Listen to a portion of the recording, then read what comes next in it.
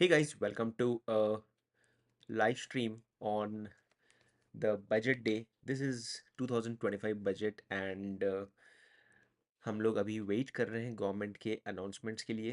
The budget is about to start at around 10:30 हमें सारे news आने लग जाएंगे. So till the time will just keep looking at the chart. Hey guys, welcome to how live the stream market on is reacting to the budget overall day. This budget is news. 2025 so budget. I don't expect any big volatile movement. हम लोग अभी wait कर रहे हैं right government के announcements के लिए. Definitely we can budget is about to start at around 10:30 हमें सारे न्यूज़ आने लग जाएंगे. Let's open India VIX and you can see VIX chart. Hey guys, welcome to so that is how live the stream market on because everyone is expecting the budget day. This is nice news. 2025 budget. I don't expect any big volatile. Crazy हम लोग अभी wait कर रहे हैं right now should actually spikes के लिए. Definitely we can budget is about to start at around 10:30 हमें सारे न्यूज़ आने लग जाएंगे. Let's open India VIX and you can see VIX chart. Hey guys, welcome to so that is how live stream market on because everyone is expecting the budget day. This is nice news. 2025 budget. I don't expect any big crazy हम लोग अभी wait कर रहे हैं government should actually spikes के लिए. Definitely we can budget is about to start at around 10:30 हमें सारे न्यूज़ आने लग जाएंगे. Let's open India VIX and you can see VIX chart. Hey guys, welcome to so that is how live stream market on because everyone is expecting the budget day. This is nice news. 2025 budget. I don't expect any big crazy हम लोग अभी wait कर रहे हैं government should actually spikes के लिए. Definitely we can budget is about to start on this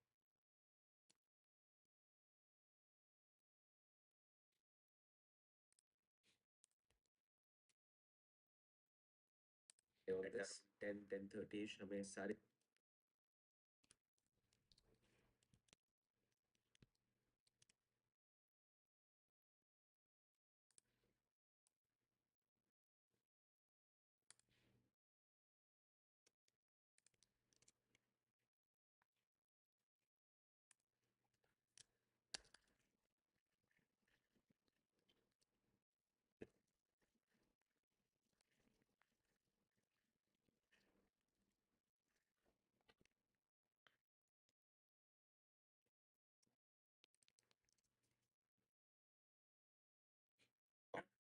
that is how live stream price is reacting to the budget is this is 2025 budget. I don't expect any big crazy हम लोग अभी wait कर रहे हैं.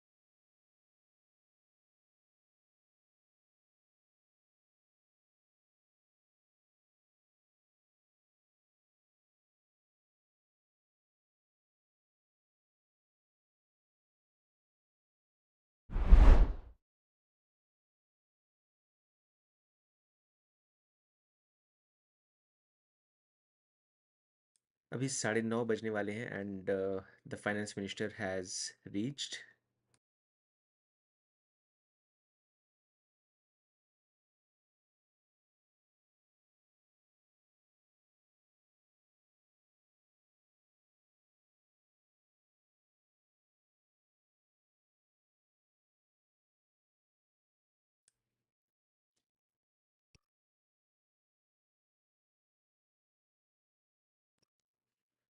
I just noticed that the audio issue has been fixed, I guess.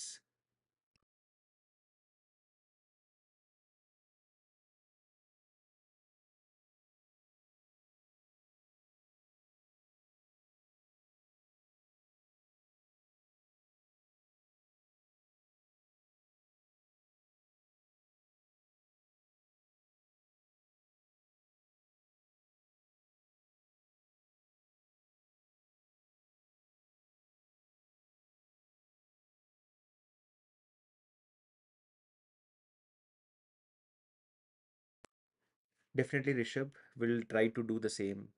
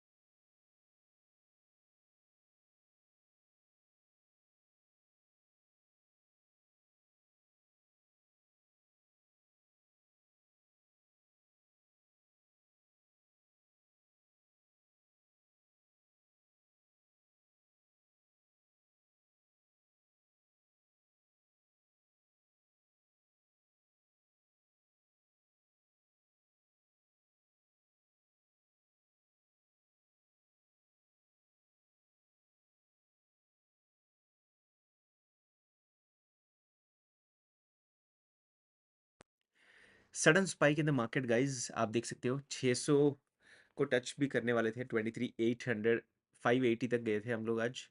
And this is something kind of trap also.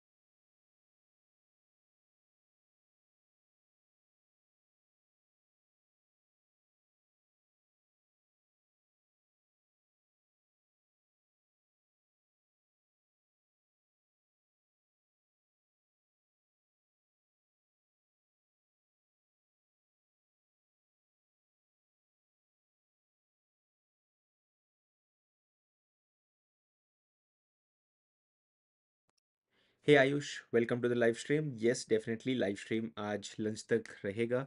So we'll keep looking at everything and keep following whatever is announced by the government. Stay tuned.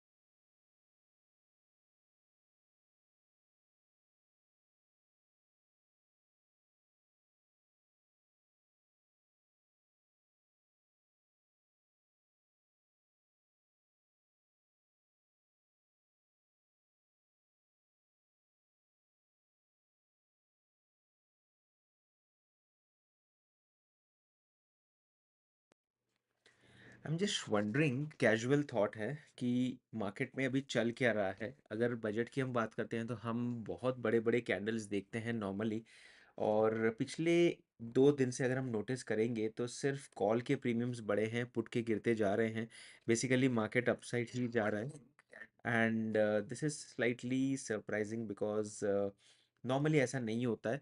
So we are not sure क्या होगा announce budget में, but this would be something which I'm also looking forward to, and we should keep an eye on this because there could be some kind of a surprise. But then I definitely believe that government इस बार कुछ तो tax slab में change लाएगा, because तभी तो market में finally कुछ तो बाउंस बैक हो रहा है। कल मोदी जी ने भी अनाउंस किया था कि स्टे ट्यून्ड, हम कुछ लक्ष्मी जी की दया रहेगी सबके ऊपर, होपफुली ऐसा कुछ हिंट तो दिया था, विच क्लियरली मीन्स कि भाई कुछ तो प्रॉफिटेबिलिटी, या बोलो प्रॉफिटेबिलिटी नहीं बट पॉजिटिविटी तो हमें देखने के लिए मिल सकती है मार्केट में. So I am just hoping that something positive comes up. Let us सी.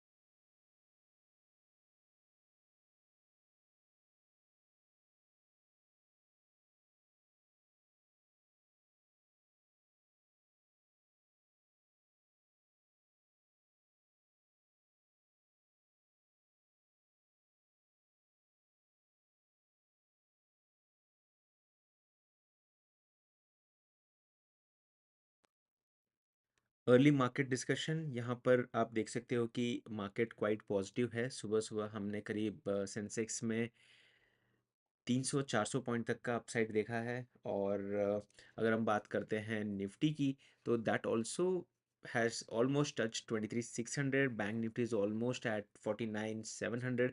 तो काफ़ी पॉजिटिविटी है. But at the same time VIX की तरफ अगर हम नज़र रखेंगे तो अभी वोलेटिलिटी बढ़ रही है. It's slowly slowly going up and up. तो let me just highlight that to you so you get an idea. And yeah, today's low is somewhere, not even today's low, yeah, this could be today's low, around 23,480. तो that's the status of Nifty as of now. कोई ज़्यादा movement बिल्कुल नहीं है market में. It's completely stagnant.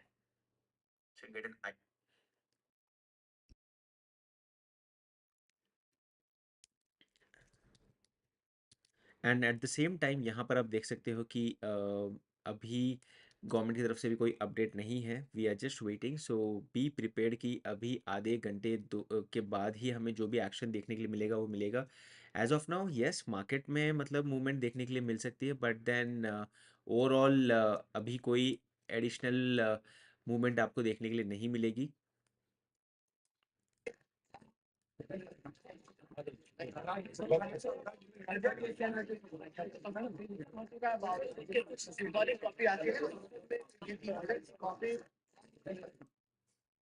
कोई additional movement आपको देखने के लिए नहीं मिलेगी.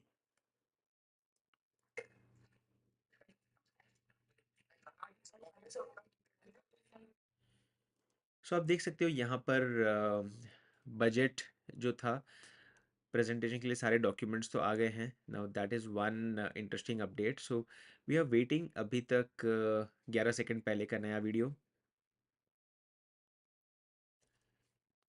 अवर finance minister has just reached the Rashtrapati Bhavan. And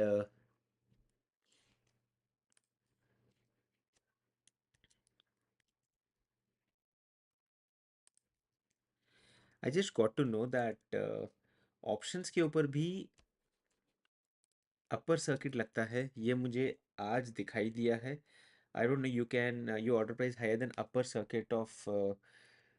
ये मुझे नहीं पता था कि बिकॉज अर्लियर हम लोग पास्ट में तो कभी ऐसा नहीं देखते थे कि भाई हमें यहाँ पर ऑप्शंस में भी अपर सर्किट लगेगा. But then I can clearly see today and this is surprising because this was never ever experienced in the past.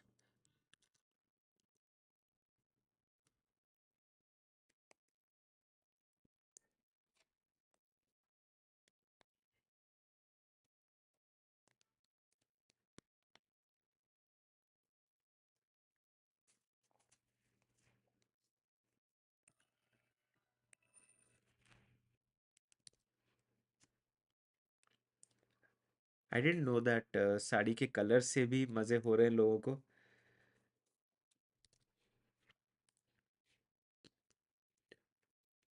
But that could be quite possible. I'm not denying that.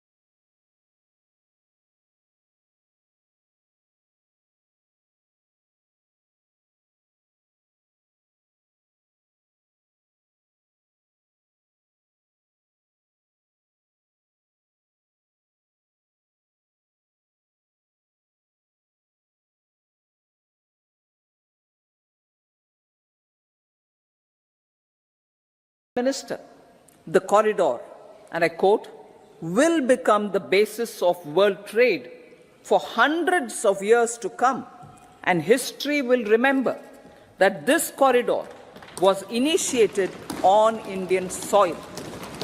Unquote. Vision for Vikasit Bharat. Our vision for Vikasit Bharat is that of prosperous Bharat in harmony with nature, with modern infrastructure, and providing opportunities for all citizens and all regions to reach their potential.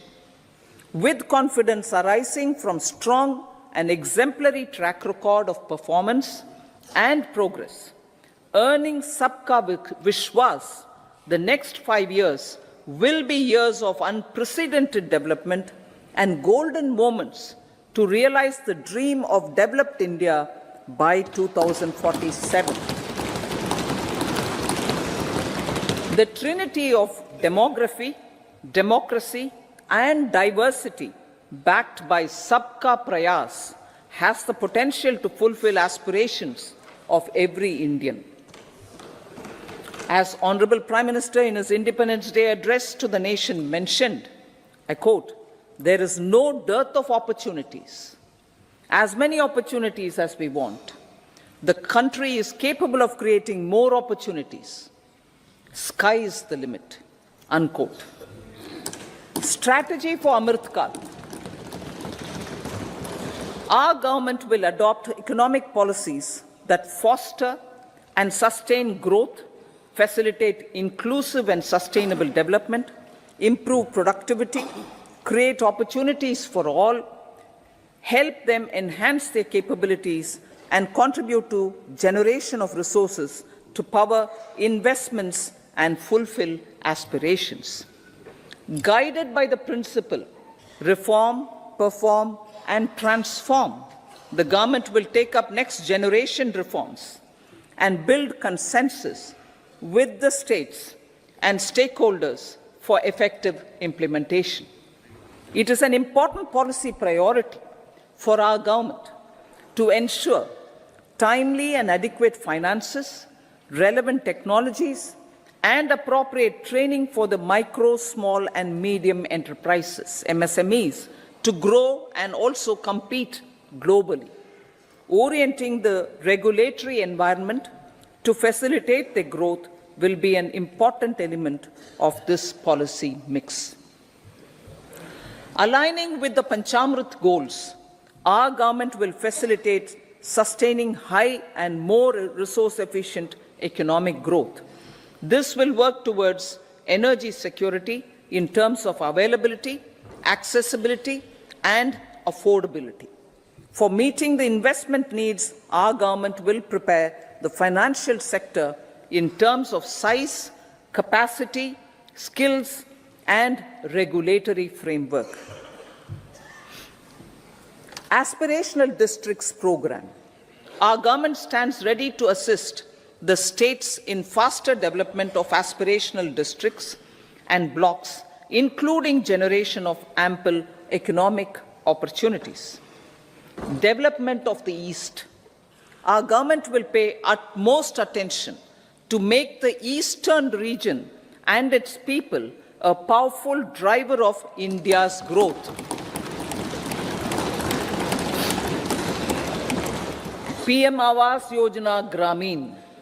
Despite the challenges due to COVID, implementation of PM Awas Yojana Gramin continued, and we are close to achieving the target of 3 crore houses. 2 crore more houses will be taken up in the next 5 years to meet the requirement arising from increase in the number of families.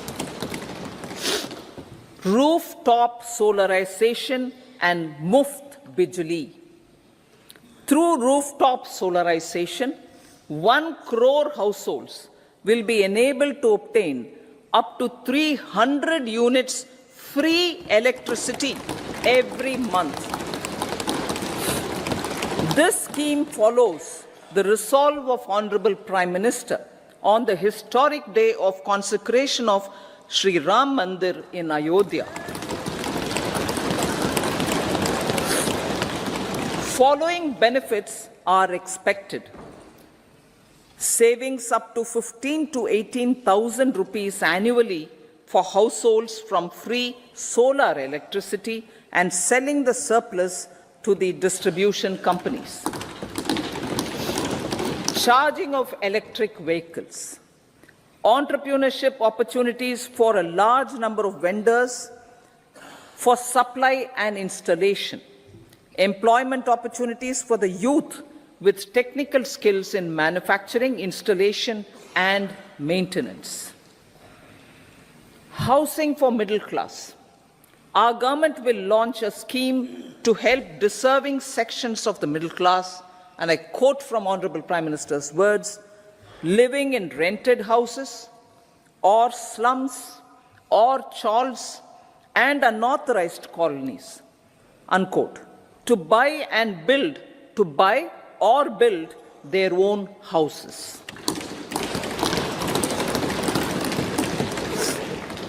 Medical colleges. Several youth are ambitious to get qualified as doctors. They aim to serve our people through improved healthcare services. Our government plans to set up more medical colleges by utilizing the existing hospital infrastructure under various departments. A committee for this purpose will be set up to examine the issues and make relevant recommendations. Cervical cancer vaccination. Our government will encourage vaccination for girls in the age group of 9 to 14 years for prevention of cervical cancer. Maternal and child health care. Various schemes for maternal and child care will be brought under one comprehensive program for synergy in implementation. Upgradation of Anganwadi centers under Saksham Anganwadi and Poshan 2.0 will be expedited for improved nutrition delivery, early childhood care and development. The newly designed U-Win platform for managing immunization and intensified efforts of Mission Indradhanush will be rolled out expeditiously throughout the country. Ayushman Bharat. Healthcare cover under Ayushman Bharat scheme will be extended to all ASHA workers, to all Anganwadi workers and helpers. Agriculture and food processing. The efforts of value addition in agriculture sector and boosting farmers' incomes will be stepped up. Pradhan Mantri Kisan Sampada Yojana has benefited 38 lakh farmers and generated 10 lakh employment. Pradhan Mantri Formalization of Micro Food Processing Enterprises Yojana has assisted 2.4 lakh SHGs and 60,000 individuals with credit linkages. Other schemes are complementing the efforts for reducing post-harvest losses and improving productivity and incomes. For ensuring faster growth of the sector, Don't worry guys, अभी तो budget की शुरुआत हुई है. We are just waiting and expecting more data around 10-15. efficient supply chains, primary and secondary processing and marketing and branding. Nano DAP. After the successful adoption of nano urea, application of nano DAP on various crops will be expanded in all agroclimatic zones. Atmanirbhar Oil Seeds Abhiyan. Building on the initiative announced in 2022, a strategy will be formulated to achieve Atmanirbharta for oil seeds such as mustard, groundnut, sesame, soya bean, and sunflower. This will cover research for high-yielding varieties, widespread adoption of modern farming techniques, market linkages, procurement, value addition, and crop insurance. Dairy development. A comprehensive program for supporting dairy farmers will be formulated. Efforts are already on to control foot and mouth disease. India is the world's largest milk producer with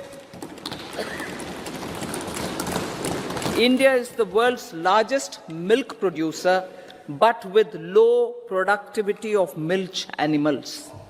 The program will be built on the success of existing schemes such as Rashtriya Gokul Mission, National Livestock Mission, and infrastructure development funds for dairy processing and animal husbandry. Matsya Sampada.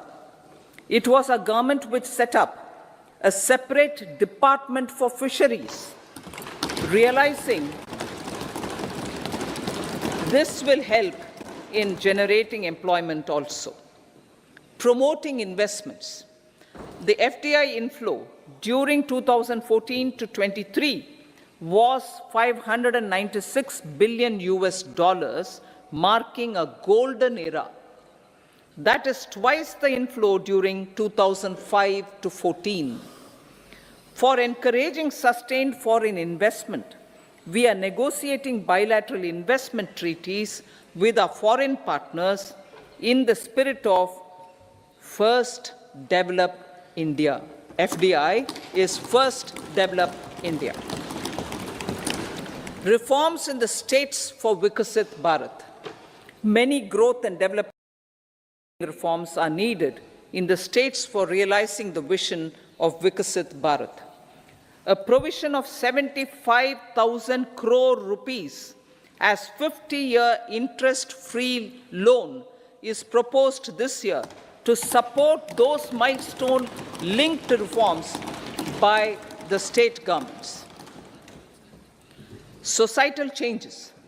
The government will form a high-powered committee for an extensive consideration of the challenges arising from fast population growth and demographic changes. The committee will be mandated to make recommendations for addressing these challenges comprehensively in relation to the goal of Vikasit Bharat. Amrit Kal as Kartavya Kal. Our government stands committed to strengthening and expanding the economy with high growth and to create conditions for people to realize their aspirations. Honorable Prime Minister, in his Independence Day address to the nation in the 75th year of our Republic, said, and I quote, "We commit ourselves to national development with new inspirations, new consciousness, new resolutions as the country opens up immense possibilities and opportunities. It is our Kartavya Kal." Unquote. Every challenge of the pre-2014 era was overcome through our economic management and our governance. These have placed the country on a resolute path of sustained high growth. This has been possible through right policies, true intentions, and appropriate decisions. In the full budget in July, Honorable Speaker, our government will present a detailed roadmap for our pursuit of Vikasit Bharat.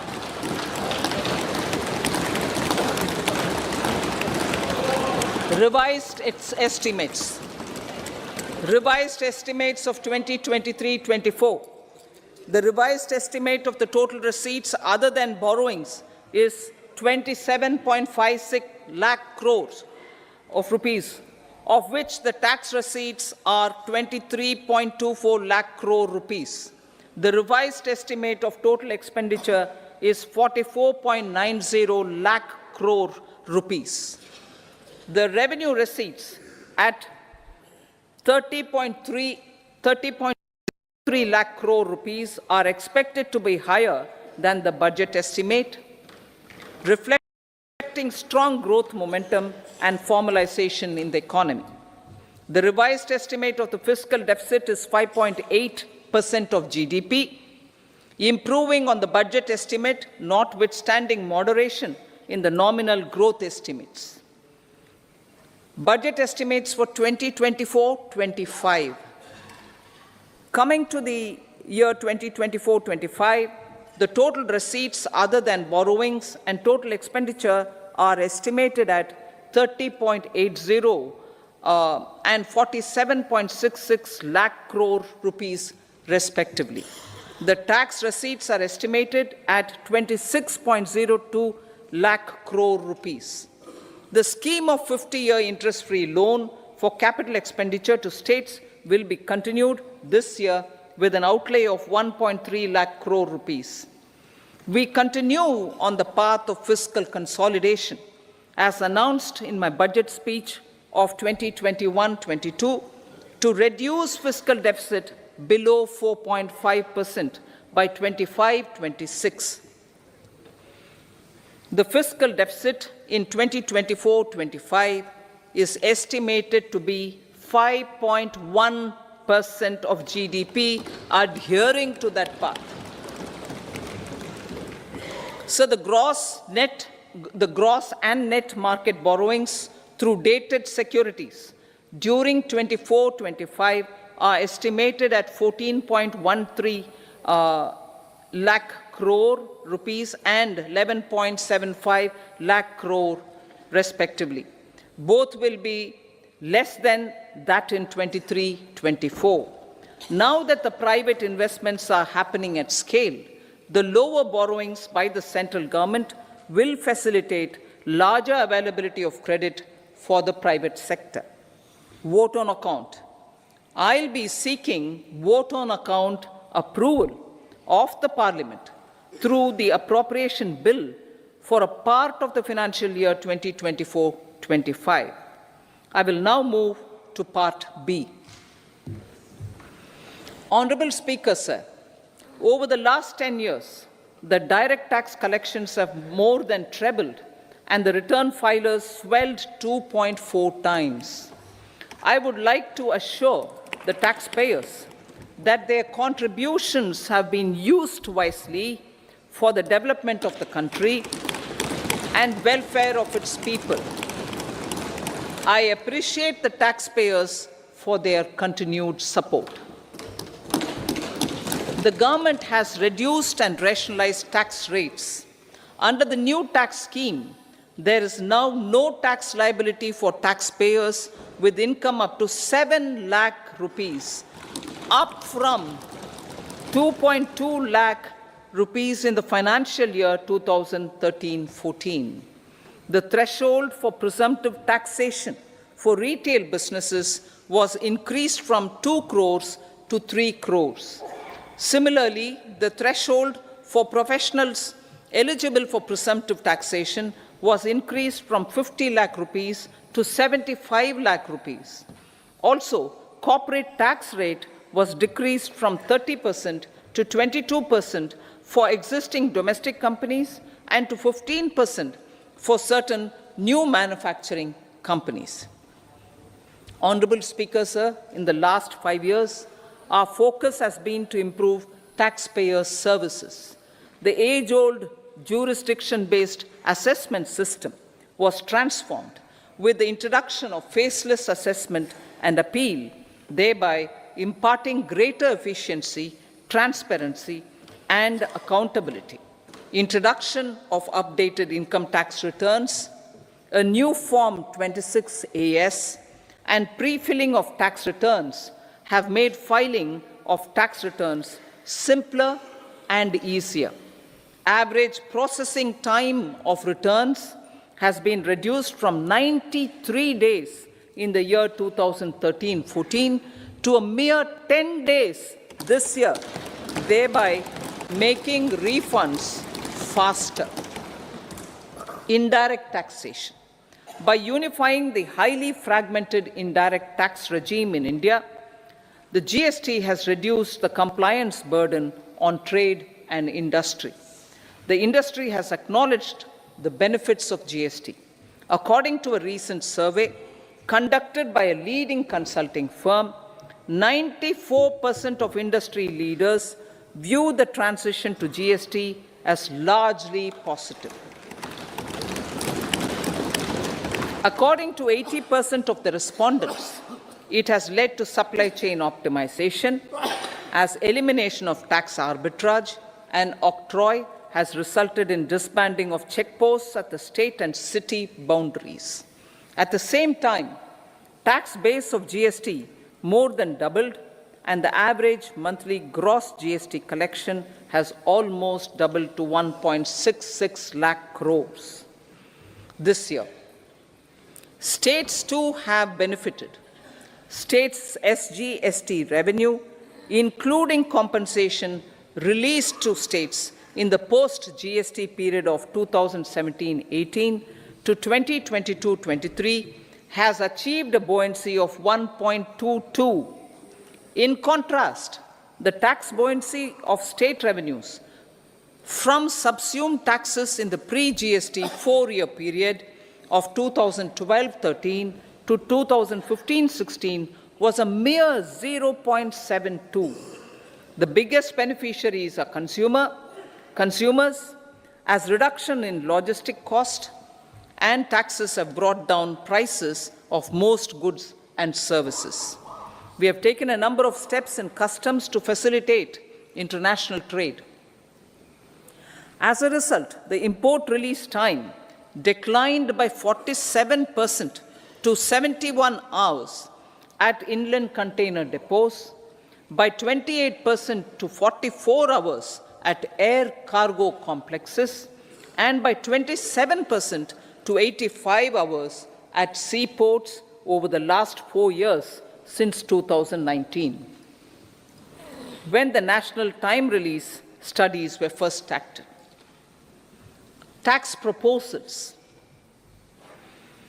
As for tax proposals, in keeping with the convention, I do not propose to make any changes relating to taxation and propose to retain the same tax rates for direct and indirect taxes, including import duties. Certain tax benefits to startups and investments made by sovereign wealth or pension funds, as also tax exemption on certain income of some IFSC units are expiring on As expected, 2024. सबको लगा था कि भाई इस बार कुछ तो tax में changes मिलेंगे, but that's not happening. So unfortunately this is not a positive news to some extent as of now. In line with the government's vision to improve ease of living, assumed office in 2014, the country was facing enormous challenges. With Sabka Saath, Sabka Vikas as its mantra, the government overcame those challenges in right earnest. Structural reforms were undertaken. Pro-people programs were formulated and implemented promptly. Conditions were created for more opportunities for employment and entrepreneurship. The economy got a new vigor. The fruits of development started reaching the people at scale. The country got a new sense of purpose and hope. Naturally, the people blessed the government with a bigger mandate.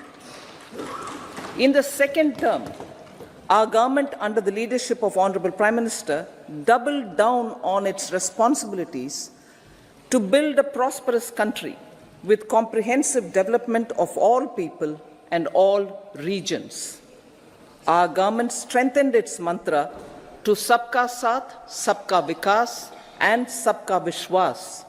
Our development philosophy covered all elements of inclusivity, namely social inclusivity through coverage of all strata of the society, and geographical inclusivity through development of all regions of the country. With the whole of nation approach of Sabka Prayas, the country overcame the challenges of once in a century pandemic, took long strides towards Atmanirbhar Bharat, committed to Panch Pran, and laid solid foundations for the Amrit Kal. As a result, our young country has high aspirations, pride in its present, and hope and confidence for a bright future. We expect that our government, based on its stupendous work, will be blessed again by the people with a resounding mandate. Inclusive development and growth. Our humane and inclusive approach to development is a marked and deliberate departure from the earlier approach of provisioning up to village level. Development programs were thus provisioned. In the last 10 years, however, have targeted each and every household and individual through housing for all, Har Ghar Jal, electricity for all, cooking gas for all, bank accounts and financial services for all in record time. The worries about food have been eliminated through free ration for 80 crore people. Minimum support Minimum support prices for the produce of Annadata are periodically increased appropriately. These and the provision of basic necessities have enhanced real income in the rural areas. Their economic needs could be addressed, thus spurring growth and generating jobs. Social justice. Our government is working with an approach to development that is all round, all pervasive, and all inclusive. Sarvangin, Sarvasparshi, or Sarvasamaveshi. It covers all castes and people at all levels. We are working to make India a Vikasit Bharat by 2047. For achieving that goal, we need to improve people's capability and empower them. Previously, social justice was mostly a political slogan. For our government, social justice is an effective and necessary governance model. The saturation approach of covering all eligible people is the true and comprehensive achievement of social justice. This is secularism in action, reduces corruption, and prevents nepotism, prevents Bhai Bhatijawad. There is transparency and assurance that benefits are delivered to all eligible people. The resources are distributed fairly. All, regardless of their social standing, get access to opportunities. We are addressing systemic inequalities that had plagued our society. We focus on outcomes and not on outlays so that the social economic transformation is achieved. As our Prime Minister firmly believes, we need to focus on 4 major castes. They are Garib, Mahilaye, Yuva, and Annadata. Their needs, their aspirations, and their welfare are our highest priority. The country progresses when they progress. All 4 require and receive government support in their quest to better their lives. Their empowerment and well-being will drive the country forward. Garib Kalyan, Desh Ka Kalyan. We believe in empowering the poor. The earlier approach of tackling poverty through entitlements had resulted in very modest outcomes. When the poor became empowered partners in the development process, government's power to assist them also increases manifold.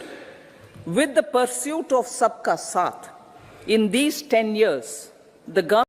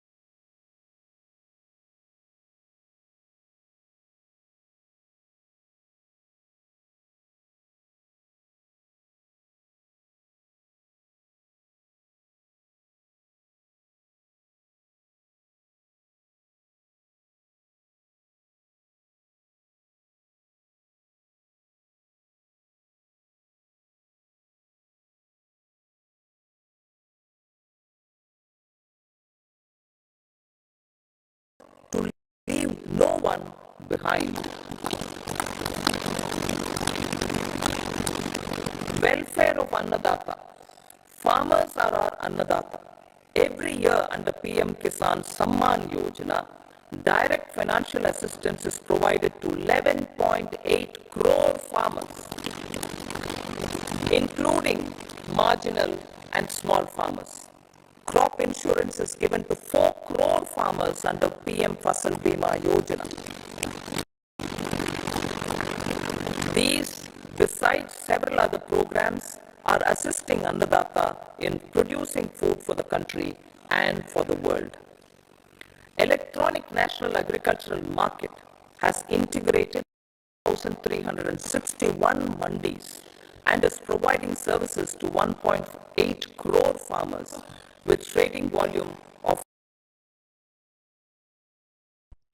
Just taking a look at the market right now, market अभी भी hold कर रहा है and VIX has started falling, which still shows that there's no volatility in the market. Quite surprising, but then this is expected. Budget में कुछ भी हो सकता है. We are still waiting and we might be looking at some kind of a surprise. Just taking a look at the market right now. Let's continue listening to the budget announcement from the finance minister. Rakesh, yes, मैंने अभी notice किया, इसीलिए मैंने audio of किया और मैंने खुद बात करना शुरू कर दिया. Let me try to resume and see how the audio plays off. PM Schools for Rising India, PM Shri, are delivering quality teaching and nurturing holistic and well-rounded individuals. The Skill India mission has trained 1.4 crore youth, upskilled and reskilled 54 lakh youth, and established 3,000 new ITIs. A large number of institutions of higher learning, namely 7 IITs, 16 triple ITs, 7 IIMs, 15 AIMS, and 390 universities have been set up. PM Mudra Yojana has sanctioned 43 crore loans aggregating to 22.5 lakh crores of rupees for entrepreneurial aspirations of our youth. Besides that, Fund of Funds, Startup India, and Startup Credit Guarantee schemes are assisting our youth. They are also becoming Rozgar Data. The country is proud of our youth scaling new heights in sports. The highest ever medal tally in Asian Games and Asian Para Games in 2023 reflects a high confidence level.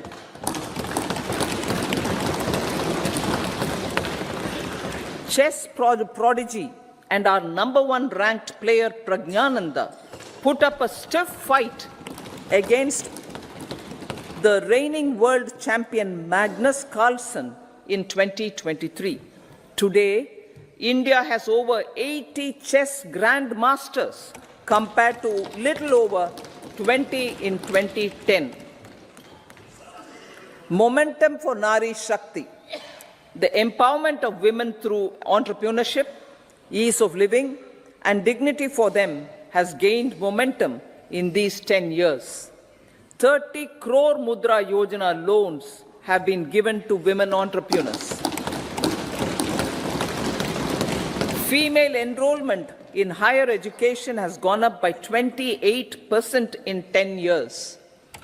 In STEM courses, girls and women constitute 43% of enrollment, one of the highest in the world. All these measures are getting reflected in the increasing participation of women in workforce. Making triple talaq illegal, reservation of 1/3 seats for women in the Lok Sabha and state assemblies, and giving over 70% houses under PM Awas Yojana in rural areas to women, and giving over 70% houses under PM Awas Yojana in rural areas to women as sole or joint owners have enhanced their dignity. Exemplary track record of governance, development, and performance. Besides delivering on high growth in terms of gross domestic product, the government is equally focused on a more comprehensive GDP, that is, governance, development, and performance. Our government has provided transparent, accountable, people-centric, and prompt, trust-based administration with citizen first and minimum government, maximum governance approach. The impact of all-round development is discernible in all sectors. There is macroeconomic stability, including in the external sector.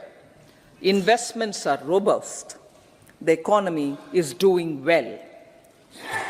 People are living better and earning better, with even greater aspirations for future. Average real income of the people has increased by 50%. Inflation is moderate. People are getting empowered, equipped, and enabled to pursue their aspirations. There is effective and timely delivery of programs and of large projects. Economic management. The multi-pronged economic management over the past 10 years has complemented people-centric, inclusive development. Following are some of the major elements. 1. All forms of infrastructure, physical, digital, or social, are being built in record time.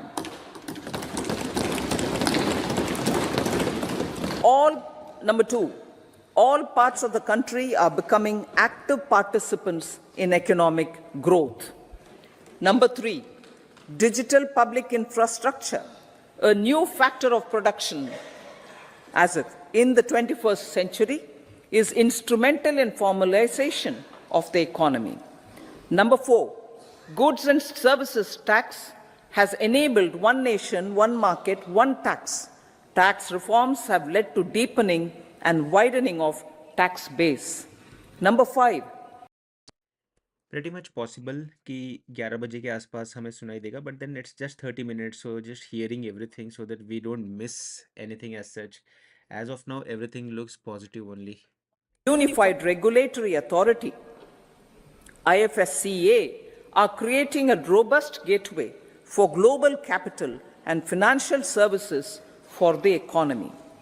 Number 7, proactive inflation management has helped keep inflation within the policy band.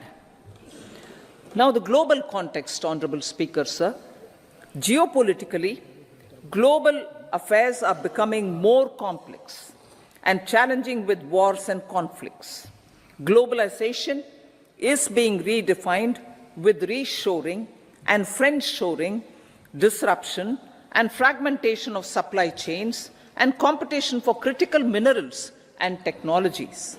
A new world order is emerging after the COVID pandemic. India assumed the G20 presidency during very difficult times for the world. The global economy was going through high inflation, high interest rates, low growth, very high public debt, low trade growth, and climate changes. The pandemic has led to a crisis of food, fertilizer, fuel, and finances for the world, while India successfully navigated its way. The country showed the way forward and built consensus on solutions for those global problems. The recently announced India-Middle East-Europe economic corridor is a strategic and economic game changer for India and others. In the words of Honorable Prime Minister, the corridor, and I quote, will become the basis of world trade for hundreds of years to come, and history will remember that this corridor was initiated on Indian soil. Unquote. Vision for Vikasit Bharat. Our vision for Vikasit Bharat is that of prosperous Bharat in harmony with nature, with modern infrastructure, and providing opportunities for all citizens and all regions to reach their potential. With confidence arising from strong and exemplary track record of performance and progress, earning Sabka Vishwas, the next 5 years will be years of unprecedented development and golden moments to realize the dream of developed India by 2047. The trinity of demography, democracy, and diversity backed by Sabka Prayas has the potential to fulfill aspirations of every Indian. As Honorable Prime Minister in his Independence Day address to the nation mentioned, I quote, "There is no dearth of opportunities, as many opportunities as we want. The country is capable of creating more opportunities. Sky is the limit." Unquote. Strategy for Amrit Kal. Our government will adopt economic policies that foster and sustain growth, facilitate inclusive and sustainable development, improve productivity, create opportunities for all, help them enhance their capabilities, and contribute to generation of resources to power investments and fulfill aspirations. Guided by the principle, reform, perform, and transform, the government will take up next generation reforms and build consensus with the states and stakeholders for effective implementation. It is an important policy priority for our government to ensure timely and adequate finances, relevant technologies, and appropriate training for the micro, small, and medium enterprises, MSMEs, to grow and also compete globally. Orienting the regulatory environment to facilitate their growth will be an important element of this policy mix. Aligning with the Panchamrit goals, our government will facilitate sustaining high and more resource-efficient economic growth. This will work towards energy security in terms of availability, accessibility, and affordability. For meeting the investment needs, our government will prepare the financial sector in terms of size, capacity, skills, and regulatory framework. Aspirational Districts Program. Our government stands ready to assist the states in faster development of aspirational districts and blocks, including generation of ample economic opportunities. Development of the East. Our government will pay utmost attention to make the eastern region and its people a powerful driver of India's growth. PM Awas Yojana Gramin. Despite the challenges due to COVID, implementation of PM Awas Yojana Gramin continued, and we are close to achieving the target of 3 crore houses.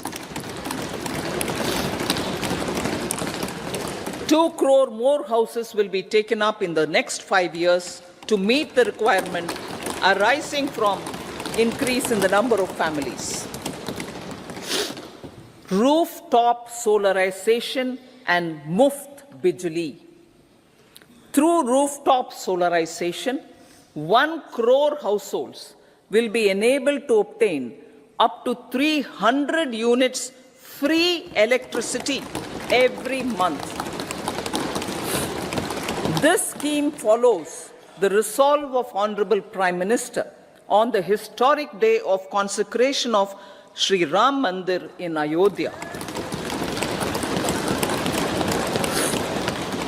Following benefits are expected. Savings up to 15 to 18,000 rupees annually for households from free solar electricity and selling the surplus to the distribution companies. Charging of electric vehicles. Entrepreneurship opportunities for a large number of vendors for supply and installation. Employment opportunities for the youth with technical skills in manufacturing, installation, and maintenance. Housing for middle class. Our government will launch a scheme to help deserving sections of the middle class, and I quote from Honorable Prime Minister's words, living in rented houses or slums or chawls and unauthorized colonies, unquote, to buy or build their own houses. Medical colleges. Several youth are ambitious to get qualified as doctors. They aim to serve our people through improved healthcare services. Our government plans to set up more medical colleges by utilizing the existing hospital infrastructure under various departments. A committee for this purpose will be set up to examine the issues and make relevant recommendations. Cervical cancer vaccination. Our government will encourage vaccination for girls in the age group of 9 to 14 years for prevention of cervical cancer. Maternal and child health care. Various schemes for maternal and child care will be brought under one comprehensive program for synergy in implementation. Upgradation of Anganwadi centers under Saksham Anganwadi and Poshan 2.0 will be expedited for improved nutrition delivery, early childhood care and development. The newly designed U-Win platform for managing immunization and intensified efforts of Mission Indradhanush will be rolled out expeditiously throughout the country. Ayushman Bharat. Healthcare cover under Ayushman Bharat scheme will be extended to all ASHA workers, to all Anganwadi workers and helpers. Agriculture and food processing. The efforts of value addition in agriculture sector and boosting farmers' incomes will be stepped up. Pradhan Mantri Kisan Sampada Yojana has benefited 38 lakh farmers and generated 10 lakh employment. Pradhan Mantri Formalization of Micro Food Processing Enterprises Yojana has assisted 2.4 lakh SHGs and 60,000 individuals with credit linkages. Other schemes are complementing the efforts for reducing post-harvest losses and improving productivity and incomes. For ensuring faster growth of the sector, our government will further promote private and public investment in post-harvest activities, including aggregation, modern storage, efficient supply chains, primary and secondary processing and marketing and branding. Nano DAP. After the successful adoption of nano urea, application of nano DAP on various crops will be expanded in all agroclimatic zones. Atmanirbhar Oil Seeds Abhiyan. Building on the initiative announced in 2022, a strategy will be formulated to achieve Atmanirbharta for oil seeds such as mustard, groundnut, sesame, soya bean, and sunflower. This will cover research for high-yielding varieties, widespread adoption of modern farming techniques, market linkages, procurement, value addition, and crop insurance. Dairy development. A comprehensive program for supporting dairy farmers will be formulated. Efforts are already on to control foot and mouth disease. India is the world's largest milk producer with India is the world's largest milk producer, but with low productivity of milch animals. The program will be built on the success of existing schemes such as Rashtriya Gokul Mission, National Livestock Mission, and infrastructure development funds for dairy processing and animal husbandry. Matsya Sampada. It was a government which set up a separate department for fisheries, realizing this will help in generating employment also. Promoting investments. The FDI inflow during 2014 to 23 was 596 billion US dollars, marking a golden era. That is twice the inflow during 2005 to 14. For encouraging sustained foreign investment, we are negotiating bilateral investment treaties with our foreign partners in the spirit of First Develop India. FDI is First Develop India. Reforms in the states for Vikasit Bharat. Many growth and development enabling reforms are needed in the states for realizing the vision of Vikasit Bharat. A provision of 75,000 crore rupees as 50-year interest-free loan is proposed this year to support those milestone-linked reforms by the state governments. Societal changes. The government will form a high-powered committee for an extensive consideration of the challenges arising from fast population growth and demographic changes. The committee will be mandated to make recommendations for addressing these challenges comprehensively in relation to the goal of Vikasit Bharat. Amrit Kal as Kartavya Kal. Our government stands committed to strengthening and expanding the economy with high growth and to create conditions for people to realize their aspirations. Honorable Prime Minister, in his Independence Day address to the nation in the 75th year of our Republic, said, and I quote, "We commit ourselves to national development with new inspirations, new consciousness, new resolutions as the country opens up immense possibilities and opportunities. It is our Kartavya Kal." Unquote. Every challenge of the pre-2014 era was overcome through our economic management and our governance. These have placed the country on a resolute path of sustained high growth.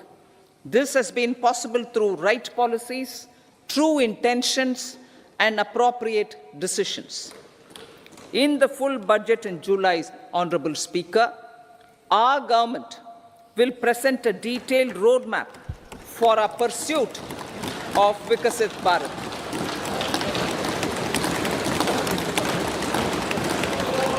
Revised estimates. Revised estimates of 2023-24. The revised estimate of the total receipts other than borrowings is 27.56 lakh crores of rupees, of which the tax receipts are 23.24 lakh crore rupees. The revised estimate of total expenditure is 44.90 lakh crore rupees. The revenue A huge spike has just shown up in the market, or market is preparing for the ultra moves. So be have a very small portfolio, या फिर जो भी आप trade ले रहे हो बहुत limited लेना, क्योंकि अभी जो मूवमेंट्स आने वाले हैं बहुत ही वोलेटाइल हो सकते हैं।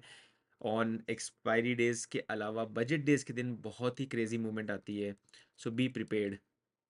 in the nominal growth estimates. Budget estimates for 2024-25.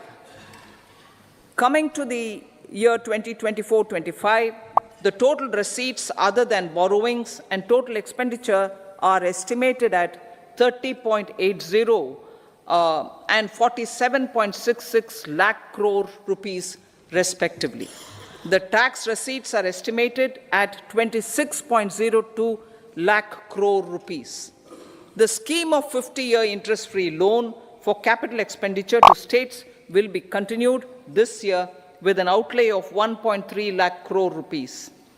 We continue on the path of fiscal consolidation, as announced in my budget speech of 2021-22, to reduce fiscal deficit below 4.5% by 25-26. The fiscal deficit in 2024-25 is estimated to be 5.1% of GDP, adhering to that path. So the gross and net market borrowings through dated securities during 24-25 are estimated at 14.13 lakh crore rupees and 11.75 lakh crore respectively.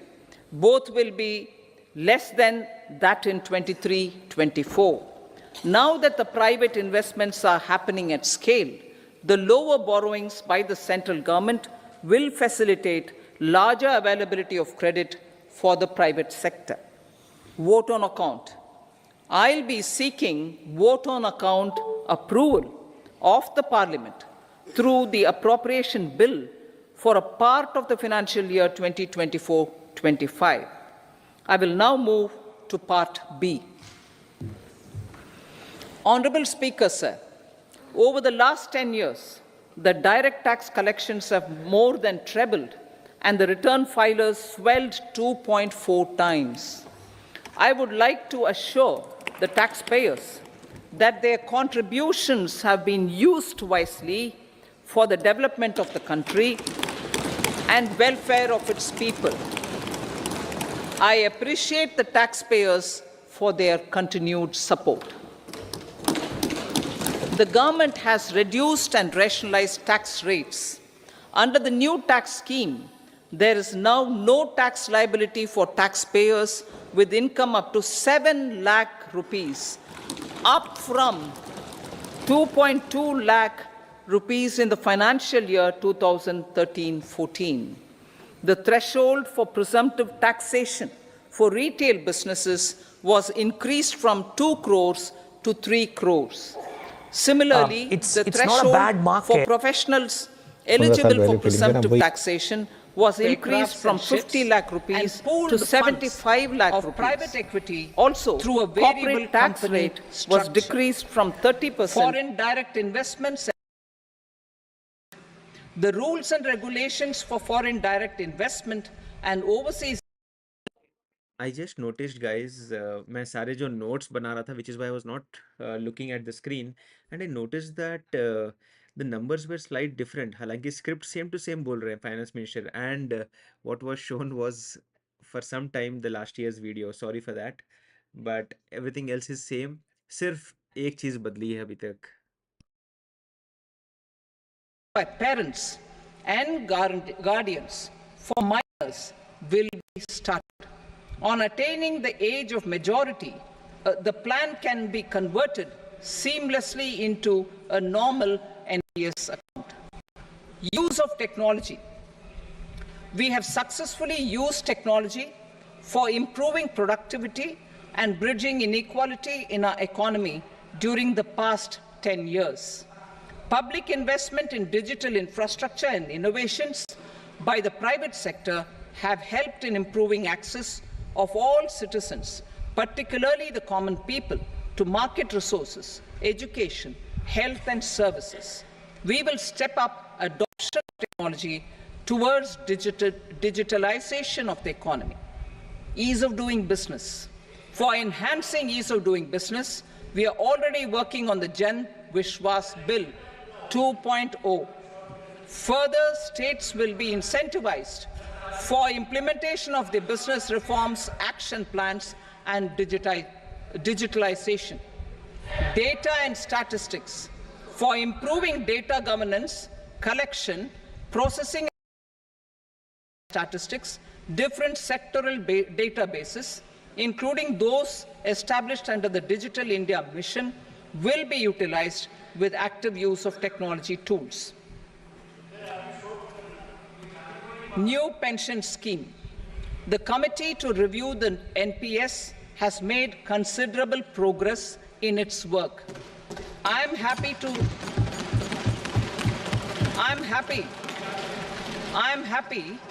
that the staff side of the National Council of the Joint Consultative Machinery for Central Government Employees has taken a constructive approach. A solution will be evolved which addresses the relevant issues while maintaining fiscal prudence to protect the common citizens. Budget estimates for 24-25. For the year 24-25, total receipts other than borrowings and the total expenditure are estimated at 32.07 lakh crore rupees and 48.21 lakh crore rupees respectively. The net tax receipts are estimated at 25.83 lakh crore rupees. The fiscal deficit is estimated at 4.9% of the GDP. The gross and the net market borrowings through dated securities during 24-25 are estimated at 14.01 lakh crore rupees and 11.63 lakh crore rupees respectively.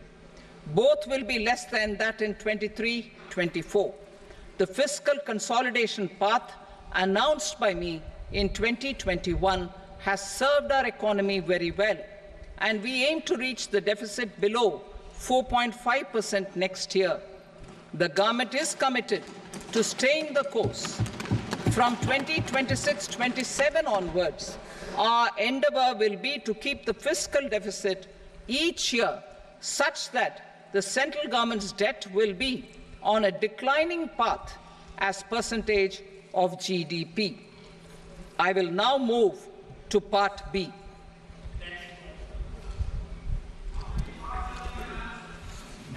Indirect taxes. Sir, I start with GST.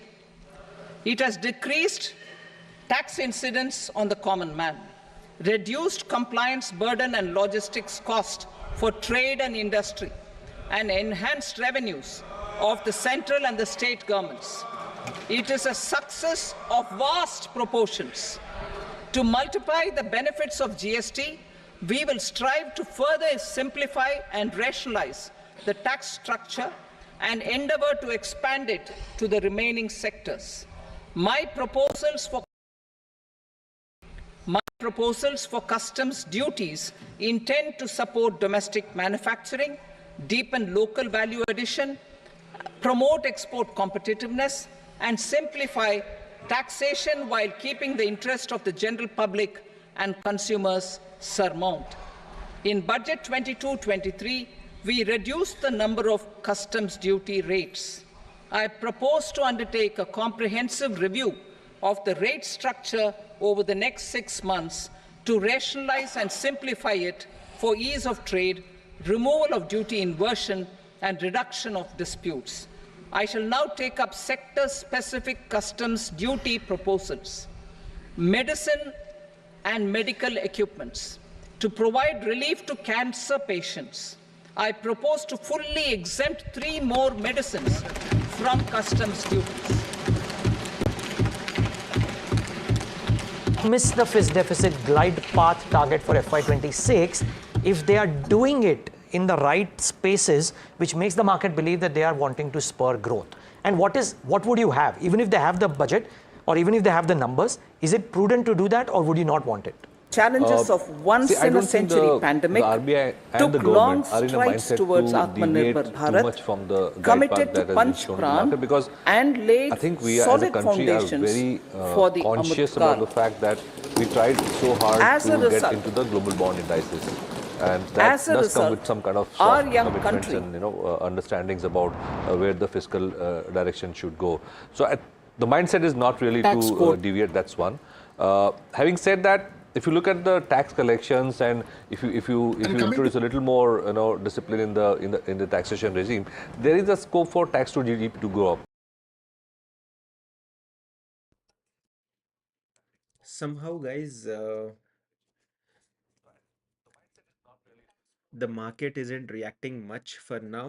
और आप देख सकते हो market 479 के आसपास का आज लो किया था and it's going at 23,600. So as of now, it's like a stable market. But let's wait and watch. Give me a few more minutes. I'll just keep an eye and I'll share you the live video also because let me log into WhatsApp to get the link on this laptop and share it with you. But stay tuned.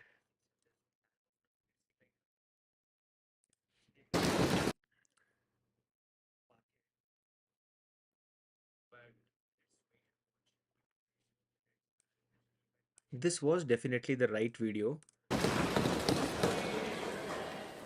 Ignore the date. The Indian economy has witnessed profound positive transformation in the last 10 years. The people of India. Not this again. यार आप लोग भी check कर लो guys, जितने भी videos हैं YouTube के ऊपर सब जगह पे अगर आप देखते हो तो आज की जो साड़ी है मैं साड़ी से ही कंफर्म कर सकता हूँ. Now this is a white sari and wherever we see they are playing the old videos and these are real videos. मतलब ये रहा, ये हो सकता है आज का real video. I am still surprise that how come all of these websites are not showing the right data, which is surprising. Yes, I know it starts at 11, Shoaib, but filler के लिए कौन wrong information दिखाता है? मैं खुद अभी तक गलत वीडियो प्ले कर रहा था and I accept that, I own that, but this is surprising कि इतने बड़े पब्लिकेशंस भी गलत वीडियो दिखा रहे हैं. ये गलत बात है कि सब लोगों को लाइव दिखा दिया जा रहा है and people are expecting this is live but this is not actually live.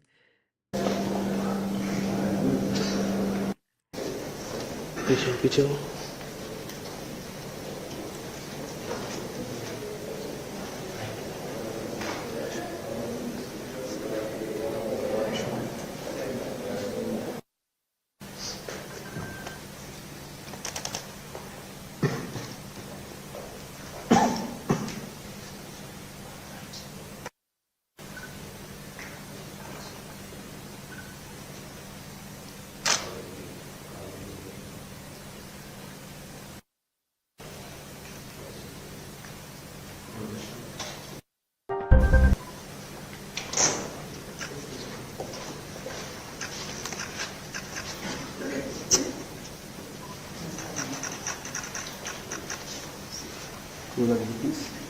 Yes, sir. Please go.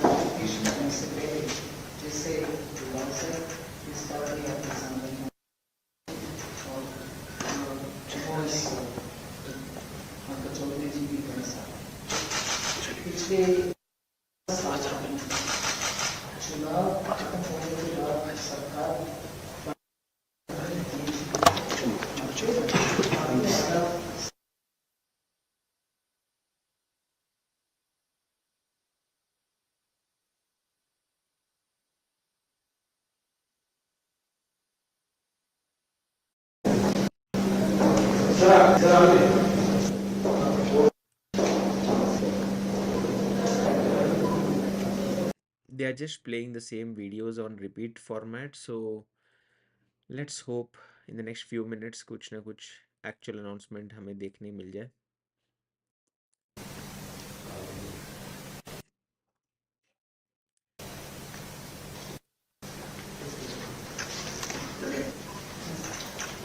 Yes, sir. Please go.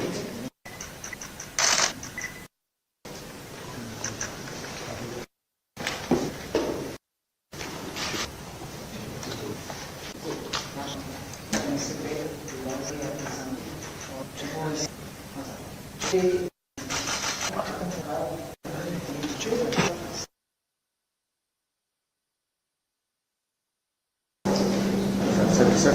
Arey.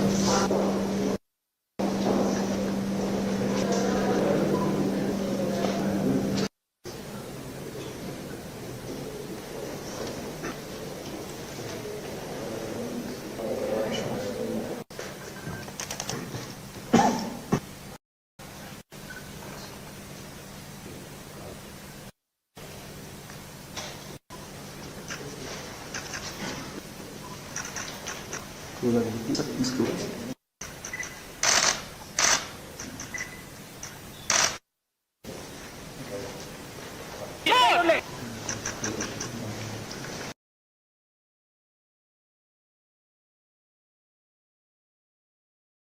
Last 20 years. No, Sohail, once again, I am not as good in English as you are. That's but evident. yeah, that's okay. That's perfectly all right. But remember, this will be a dream budget. Every budget is a dream budget, yeah. Arey yaar, bolne to do yaar. Now you are interrupting like Congress. Okay, so please remember that this budget is where you'll get a sop on housing. Prime Minister has said the budget is for Gyan, G-Y-A-N, Garib, Yuva, Annadata or Nari. That was last year. Budget. That's last year. No, this now.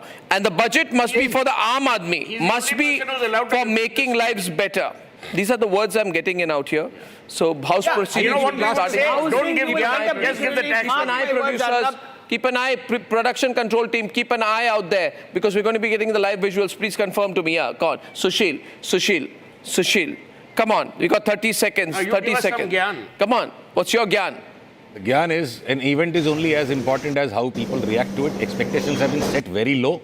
Historically, when we go into a budget with a negative stock market, we spring up like anything. This government, with the 240 seats last year, the snubbing it got, it's going to flex its muscle now. Markets are 1,000 It's going to points flex up. its I'm told Prime Minister has entered the Lok Sabha. There are Bharat Mata Ki Jai sloganeering going on as the Prime Minister enters. And the Prime Minister has said this budget is for the Aam Aadmi.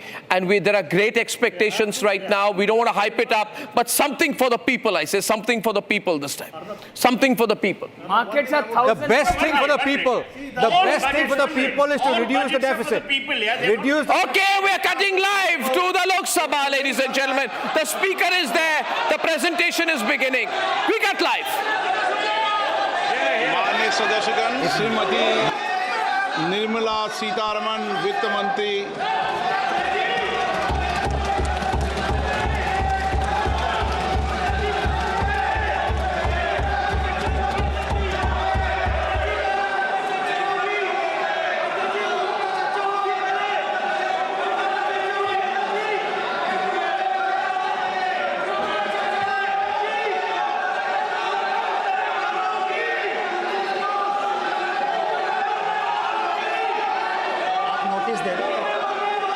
सदस्यगण budget के बाद राज्यपाल अभिभाषण में आपको पर्याप्त अवसर दूंगा। मेरा आपसे निवेदन है, नहीं माननीय अखिलेश जी, आपने संसद की मर्यादा को आप बना के रखे हैं। कभी बजट भाषण के अंदर इस तरीके का नहीं हुआ। ये उचित नहीं है, ये उचित नहीं है। अखिलेश जी प्लीज, मैं आपको मौका दूंगा राज्यपाल अभिभाषण पे, प्लीज। नो, ये तरीका ठीक नहीं है। नो। भाई ये तो शुरू ही नहीं होने दे रहे हैं। शुरू होने से पहले ही चिल्ली शुरू हो गई है। Let's keep an eye. Now we should see the movements in the markets also. I present the budget for 25-26. This budget continues our government's efforts to A. Accelerate growth, B. Secure inclusive development, C. Invigorate private sector investments, D. Uplift household sentiments, and E. enhance spending power of India's rising middle class. Together, we embark on a journey to unlock our nation's tremendous potential for greater prosperity and global positioning under the leadership of Honorable Prime Minister Shri Narendra Modi. As we complete the first quarter of the 21st century, continuing geopolitical headwinds suggest lower global economic growth over the medium term. However, our aspiration for a Vikasit Bharat inspires us, and the transformative work we have done during our government's first 2 terms guides us to march forward resolutely. Our economy is the fastest growing among all major economies. Our development track record for the past 10 years and structural reforms have drawn global attention. Confidence in India's capability and potential has only grown in this period. We see the next 5 years as a unique opportunity to realize Sabka Vikas, stimulating balanced growth of all regions. The great Telugu poet and playwright Gurujada Apparao had said, "Deshamante matti kadoy, deshamante manushuloy," meaning a country is not just its soil, a country is its people. In line with this, for us, Vikasit Bharat encompasses zero poverty, 100% quality good school education, access to high quality, affordable and comprehensive health care, 100% skilled labor with meaningful employment, 70% women in economic activity. Hey Abhishek, I'll just answer a few of the questions here. पहले बात opposition as always, yes, Arnab भाई शांत, exactly 11 बजे शांत हो गया वो. अभिषेक ने पूछा है व्हाट अबाउट योर टेस्ला, तो टेस्ला ने फाइनली रिफंड दे दिया, गाड़ी लेके तो नहीं आया. इलॉन मस्क से सिर्फ बातें करता है, तो इंडिया में तो गाड़ी लेके आज तक आया ही नहीं है.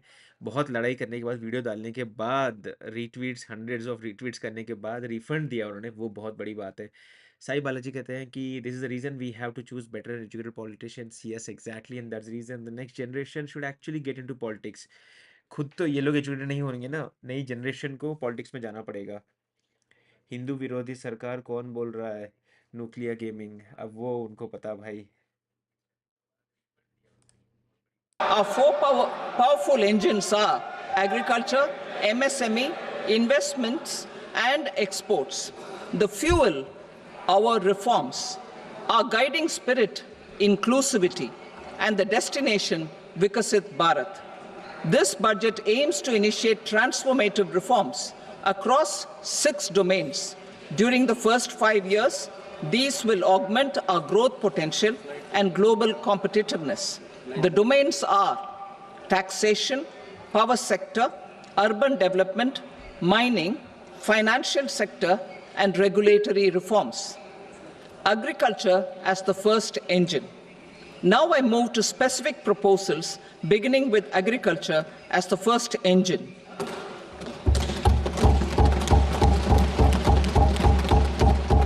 Prime Minister Dhan Dhanya Krishi Yojana, developing agri-districts program.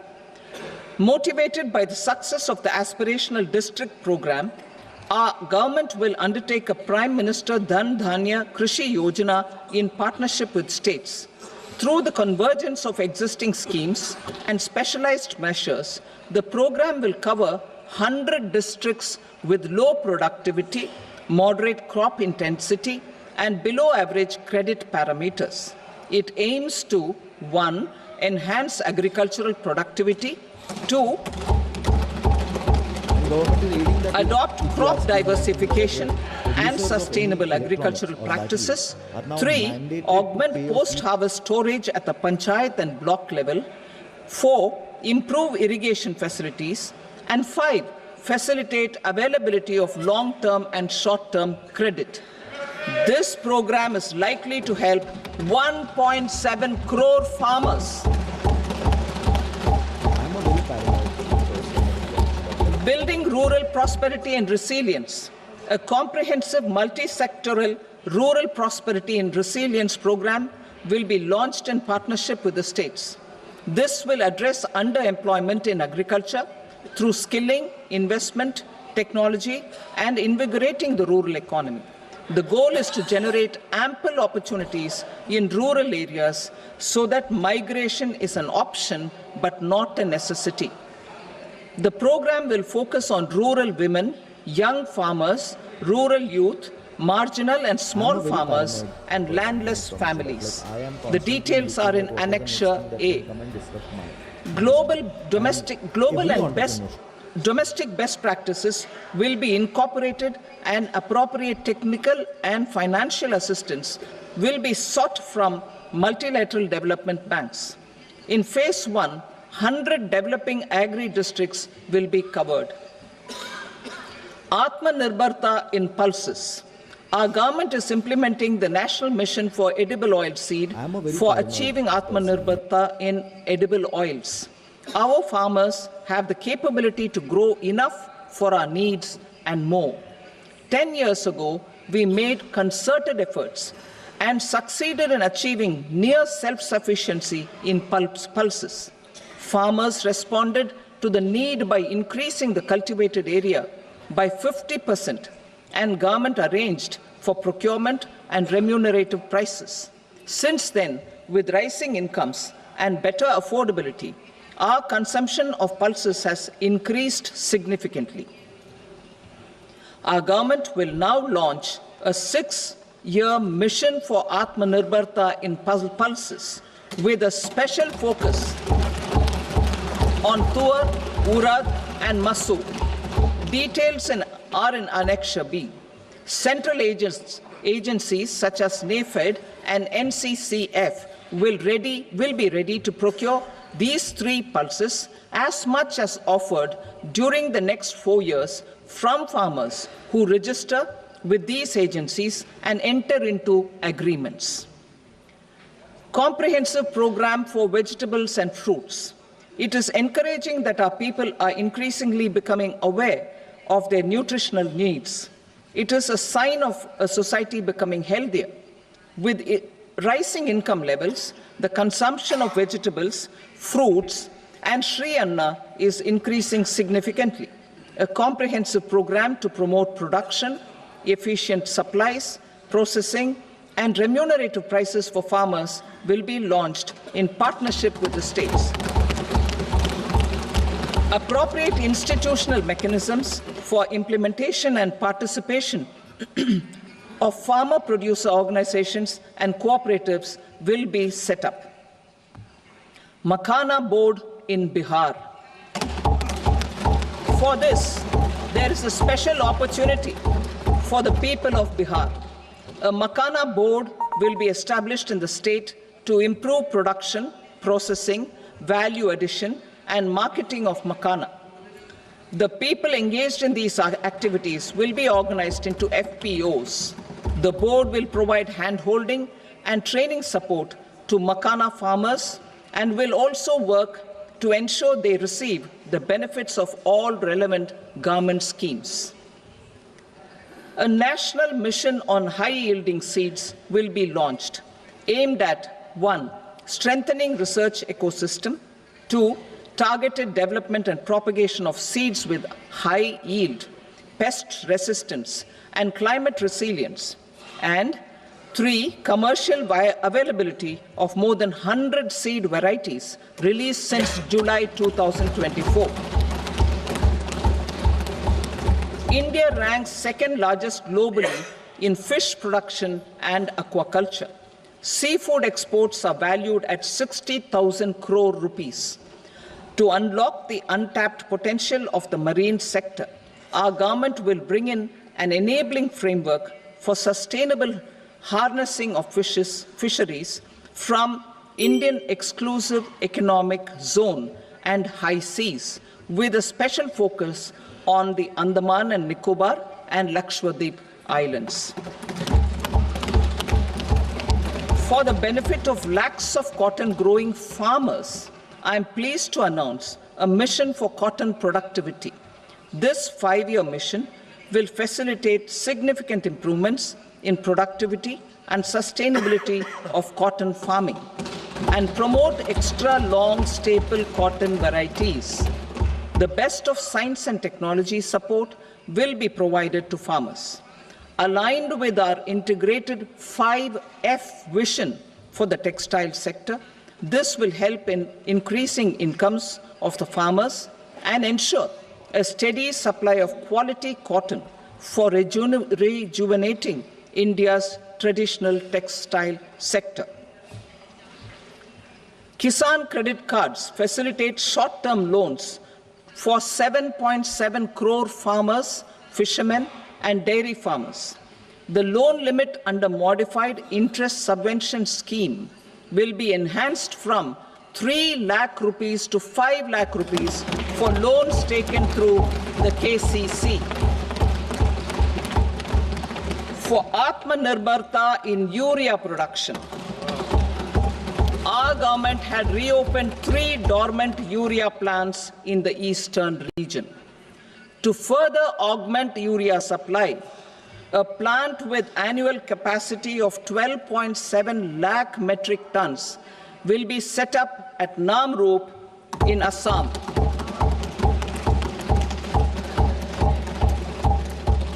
India Post, with 1.5 lakh rural post offices, complemented by the India Post Payment Bank and a vast network of 2.4 lakh Dak Sevaks, will be repositioned to act as a catalyst for the rural economy. Details are at Annexure C. India Post will also be transformed as a large public logistics organization. This will meet the rising needs of Vishwakarmas, new entrepreneurs, women, self-help groups, MSMEs, and the large business organizations. Our government will provide support to NCDC for its lending operations for the cooperative sector. MSMEs as the second engine. Now I move to MSMEs as the second engine, which encompasses manufacturing and services with a focus on MSMEs numbering 5.7 crores. Currently, over 1 crore registered MSMEs, employing 7.5 crore people and generating 36% of our manufacturing, have come together to position India as a global manufacturing hub. With their quality products, these MSMEs are responsible for 45% of our exports. To help them achieve higher efficiencies of scale, technological upgradation, and better access to capital, the investment and turnover limits for classification of all MSMEs will be enhanced to 2.5 and 2 times respectively. This will give them the confidence to grow and generate employment for our youth. The details are given in Annexure D. To improve access to credit, the credit guarantee cover will be enhanced. First, for micro and small enterprises from 5 crore to 10 crore rupees, leading to additional credit of 1.5 lakh crores in the next 5 years. Second, for startups from 10 crore rupees to 20 crore rupees, with the guarantee fee being moderated to 1% for loans in 27 focus sectors which are important for Atmanirbhar Bharat. And for well-run exporter MSMEs, for term loans up to 20 crore rupees. Also for the micro enterprises, we will introduce customized credit cards with a 5 lakh rupee limit for micro enterprises registered on Udyam portal. In the first year, 10 lakh such cards will be issued. Fund of funds for startups. The alternate investment fund, AIFs, for startups have received commitments of more than 91,000 crores rupees. These are supported by the fund of funds set up with the Government of India's contribution of 10,000 crore rupees. Now, a new fund of funds with expanded scope and a fresh contribution of another 10,000 crore rupees will be set up. A new scheme will be launched for 5 lakh women, scheduled castes and scheduled tribes, first-time entrepreneurs. This will provide term loans up to 2 crore rupees during the next 5 years. The scheme will incorporate lessons from the successful Stand Up India scheme. Online capacity building for entrepreneurship and managerial skills will also be organized. Measures for labor-intensive sectors. To promote employment and entrepreneurship opportunities in labor-intensive sectors, our government will undertake specific policy and facilitation measures. To enhance the productivity, quality, and competitiveness of India's footwear and leather sector, a focused product scheme will be implemented. The scheme will support design capacity, component manufacturing, and machinery required for production of non-leather quality footwear, besides the support for leather footwear and products.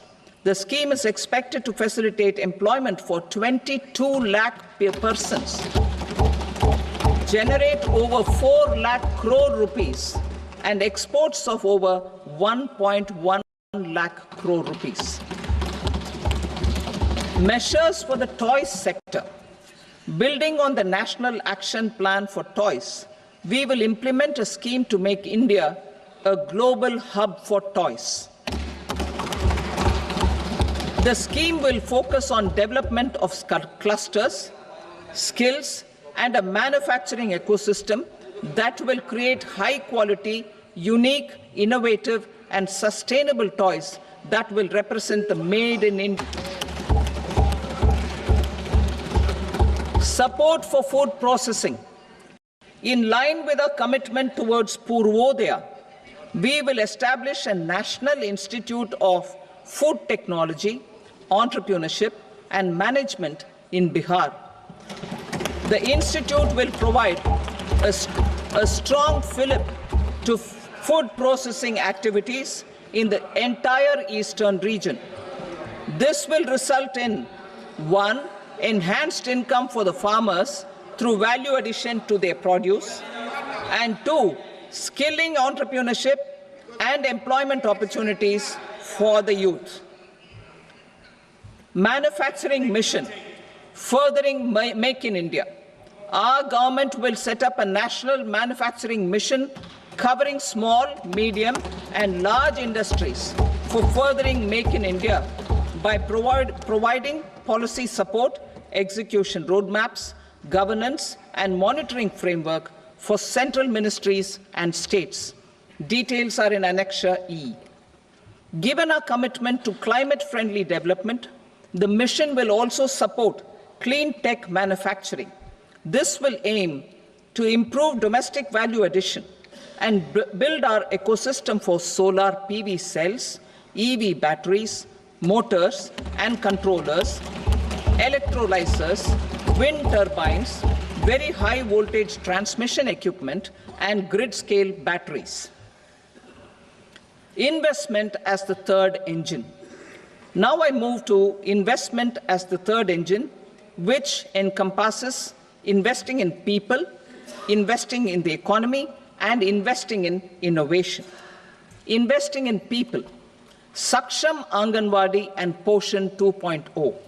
Saksham Anganwadi and Poshan 2.0 program provides nutritional support to more than 8 crore children, 1 crore pregnant women and lactating mothers all over the country, and about 20 lakh adolescent girls in aspirational districts and the Northeast region. The cost norms for these nutritional support will be enhanced appropriately. Atal Tinkering Labs. 50,000 Atal Tinkering Labs will be set up in government schools in the next 5 years to cultivate the spirit of curiosity and innovation and foster a scientific temper among young minds.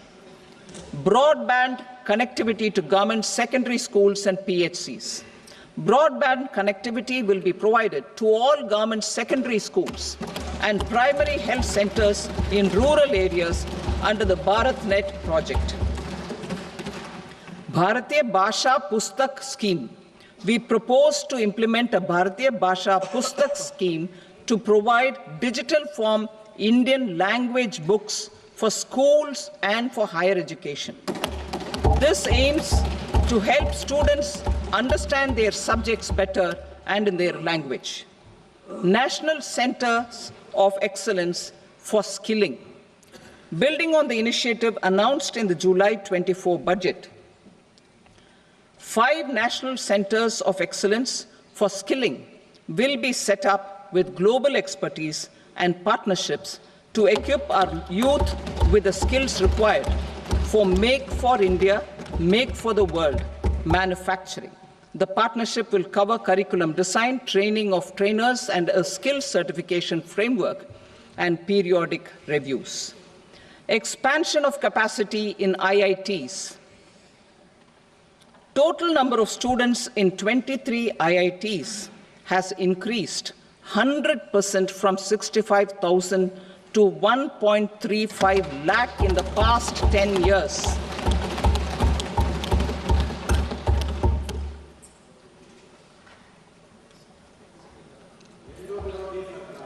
Additional infrastructure will be created in the 5 IITs started after 2014 to facilitate education for 6,500 more students. Hostel and other infrastructure capacity at IIT Patna will also be expanded.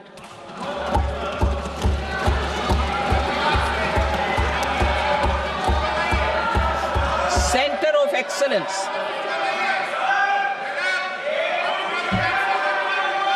Center of Excellence in AI for Education. I had announced 3 centers of excellence in artificial intelligence for agriculture, health, and sustainable cities in 2023. Now a center of excellence in artificial intelligence for education will be set up with a total outlay of 500 crores. Expansion of medical education. Our government has added almost 1.1 lakh undergraduate and postgraduate medical education seats in 10 years, an increase of 130%. In the next year, 10,000 additional seats will be added in medical colleges and hospitals towards the goal of adding 75,000 seats in the next 5 years. Daycare cancer centers in all district hospitals. Our government will facilitate setting up of daycare cancer centers in all district hospitals in the next 3 years. 200 centers will be established in 25-26 itself. Strengthening urban livelihoods. Our government has been giving priority to assisting urban poor and vulnerable groups. A scheme for socio-economic upliftment of urban workers will be implemented to help them improve their incomes, have sustainable livelihoods, and a better quality of life. PM Swanidhi scheme has benefited more than 68 lakh street vendors, giving them respite from high-interest informal sector loans. Building on this success, the scheme will be revamped with enhanced loans from banks, UPI-linked credit cards with 30,000 rupees limit, and capacity building support. Social Security scheme for welfare of online platform workers. Gig workers of online platforms provide great dynamism to the new age services economy. Recognizing their contribution, our government will arrange for their identity cards and registration on the e-Shram portal. They will be provided health care under PM Jan Arogya Yojana. This measure is likely to assist nearly 1 crore gig workers.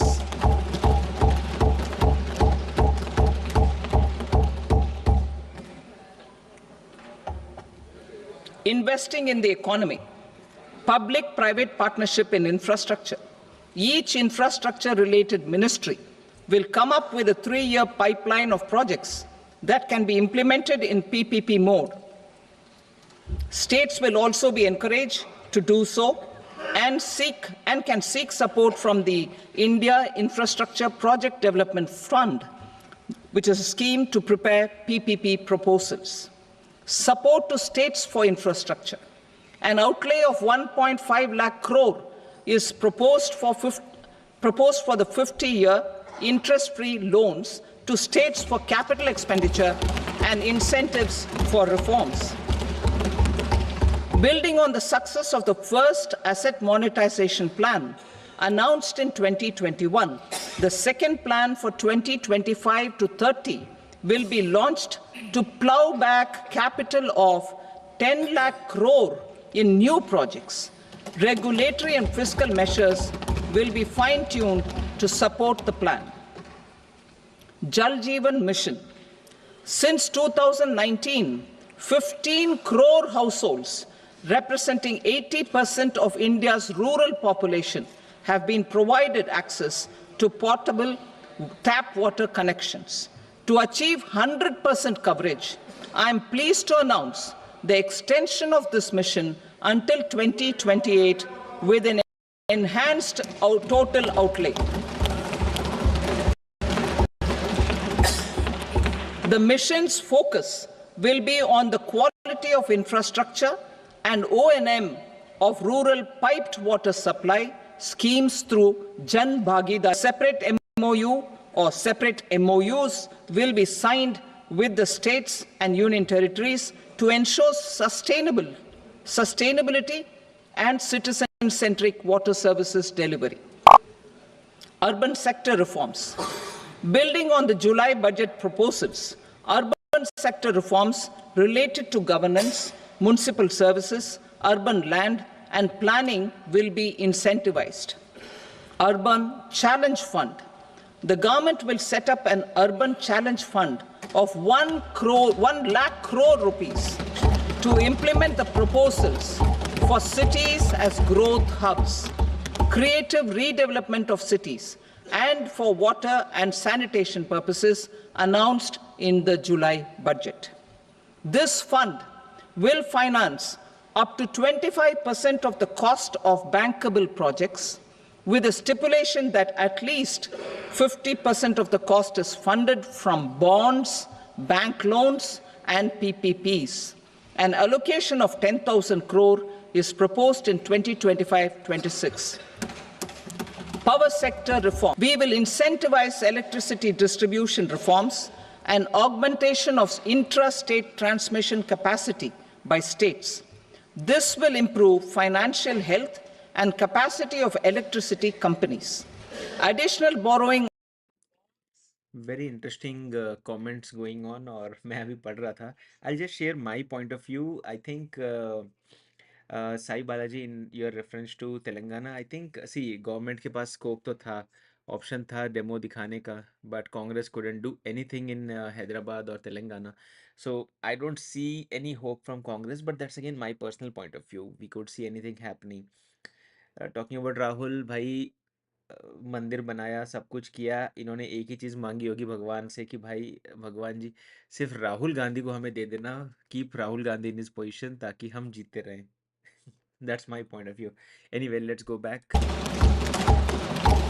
A nuclear energy mission for research and development of small modular reactors with an outlay of 20,000 crore will be set up. At least 5 indigenously developed small modular reactors will be operationalized by 2033.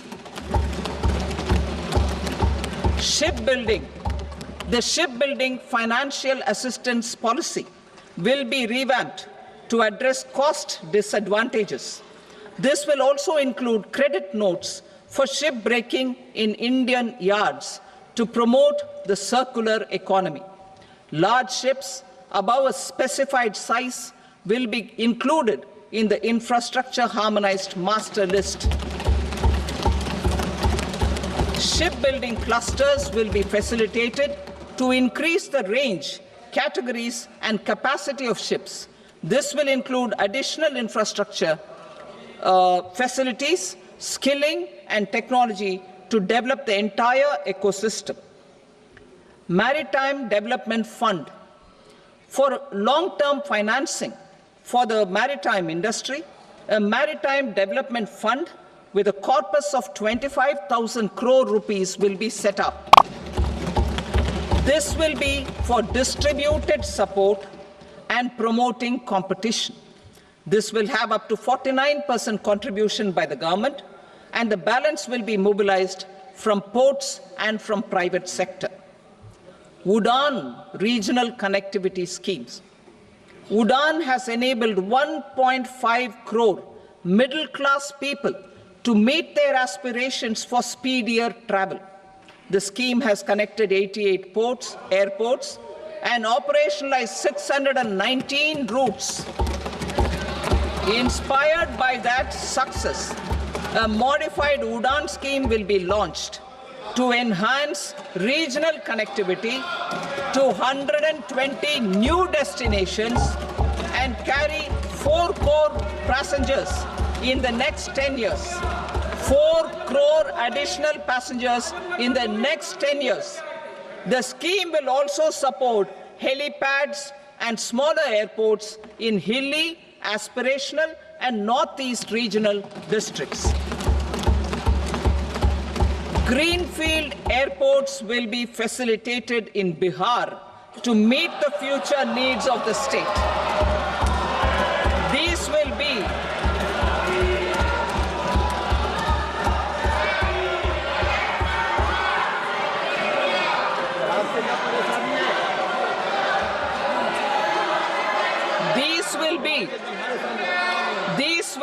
in addition to the expansion of the capacity of Patna Airport and a brownfield airport in Beta. Western Kosi Canal project in Mithilanchal. Financial support will be provided for the Western Kosi Canal ERM project, benefiting a large number of farmers, cultivating over 50,000 hectares of land in the Mithilanchal region of Bihar. Mining sector reforms. Mining sector reforms, including those for minor minerals, will be encouraged through sharing of best practices and institutions of a state mining index. A policy for recovery of critical minerals from tailings will be brought out. Under the special window for affordable and mid-income housing, SWAMI, 50,000 dwelling units in stressed housing projects have been completed and keys handed over to home buyers. Another 40,000 units will be completed in 2025, further helping middle-class families who are paying EMIs on loans taken for apartments while also paying rent for their current dwellings.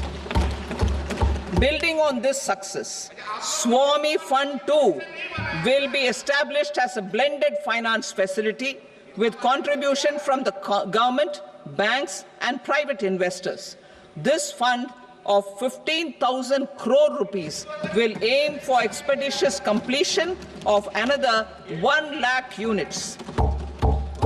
PM Gati Shakti data for private sector.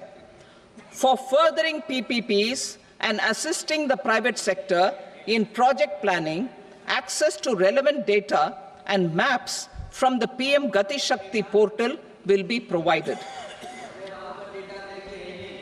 Tourism for employment-led growth. Top 50 tourist destination sites in the country will be developed in partnership with states through a challenge mode. Land for building key infrastructure will have to be provided by the states. Hotels in these destinations will be included in the infrastructure harmonized list. The following measures will be taken for facilitating employment-led growth: organizing intensive skill development programs for our youth, including in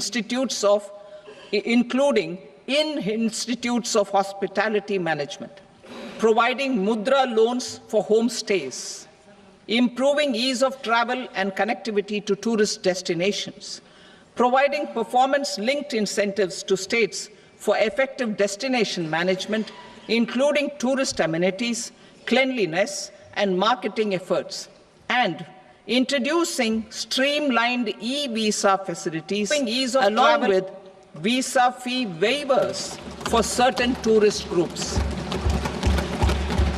Continuing with the emphasis on places of spiritual and religious significance, in the July budget, there will be a special focus on destinations related to the life and times of Lord Buddha.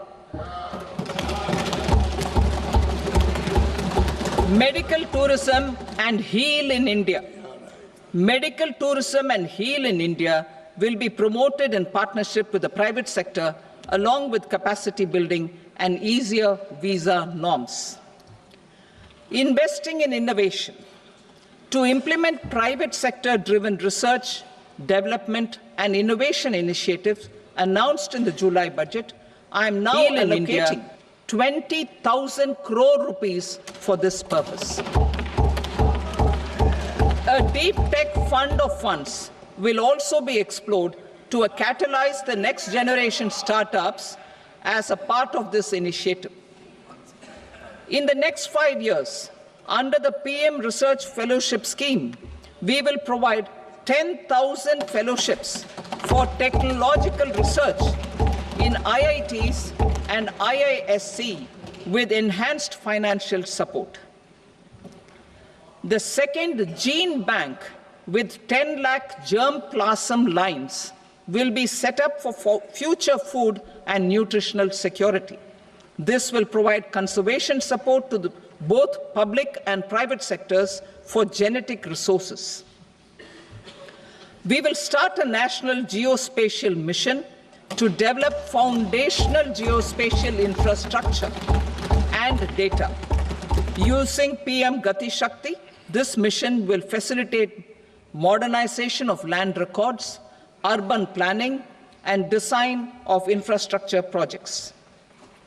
A Gyan Bharatam mission for survey, documentation, and conservation of our manuscript heritage with academic institutions, museums, libraries, and private collectors will be undertaken to cover more than 1 crore manuscripts. We will set up a national digital repository of Indian knowledge systems for knowledge sharing. Now I move to exports as the fourth engine. We will set up an export promotion mission with sectoral and ministerial targets driven jointly by the Ministries of Commerce, MSME, and Finance. It will facilitate easy access to export credit, cross-border factoring support, support to MSMEs to tackle non-tariff measures in overseas markets.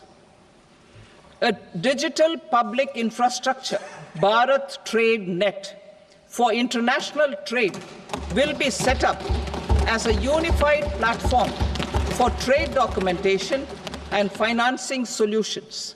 This will complement the Unified Logistics Interface platform. The BTN will be aligned with international practices. Support will be provided to develop domestic manufacturing capacities for our economy's integration with global supply chains. Sectors will be identified based on objective criteria. Facilitation groups with participation of senior officers and industry representatives will be formed for select products and supply chains. Through this, there are huge opportunities related to Industry 4.0, which needs high skills and talent. Our youth have both. Our government will support the domestic electronic equipment industry to leverage this opportunity for the benefit of our youth. A national framework will be formulated as guidance to states for promoting global capability centers in emerging Tier 2 cities. This will suggest measures for enhancing availability of talent and infrastructure, building bylaw reforms, and mechanisms for collaboration with industry. Our government will facilitate upgradation of infrastructure and warehousing for air cargo, including high-value perishable horticultural produce. Cargo screening and customs protocol will be streamlined and made user-friendly. Reforms as the fuel. Over the past 10 years, our government has implemented several reforms for convenience of taxpayers, such as faceless assessment, 2, taxpayer charter, 3, faster returns, 4, almost 99% returns being on self-assessment, and 5, Vivad Se Vishwas scheme.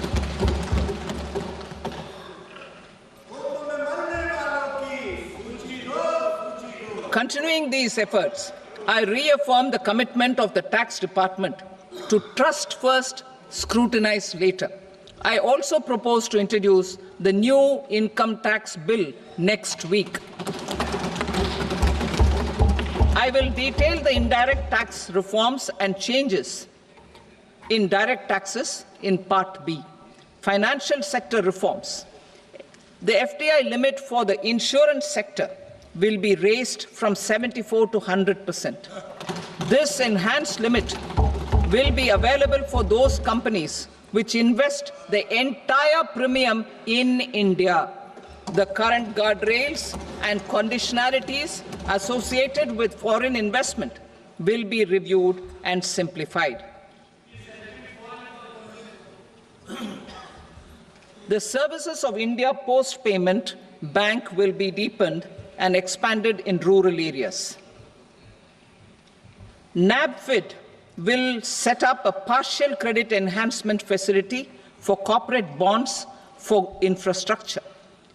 Public sector banks will develop Grameen Credit Score framework to serve the credit needs of SHG members and people in rural areas.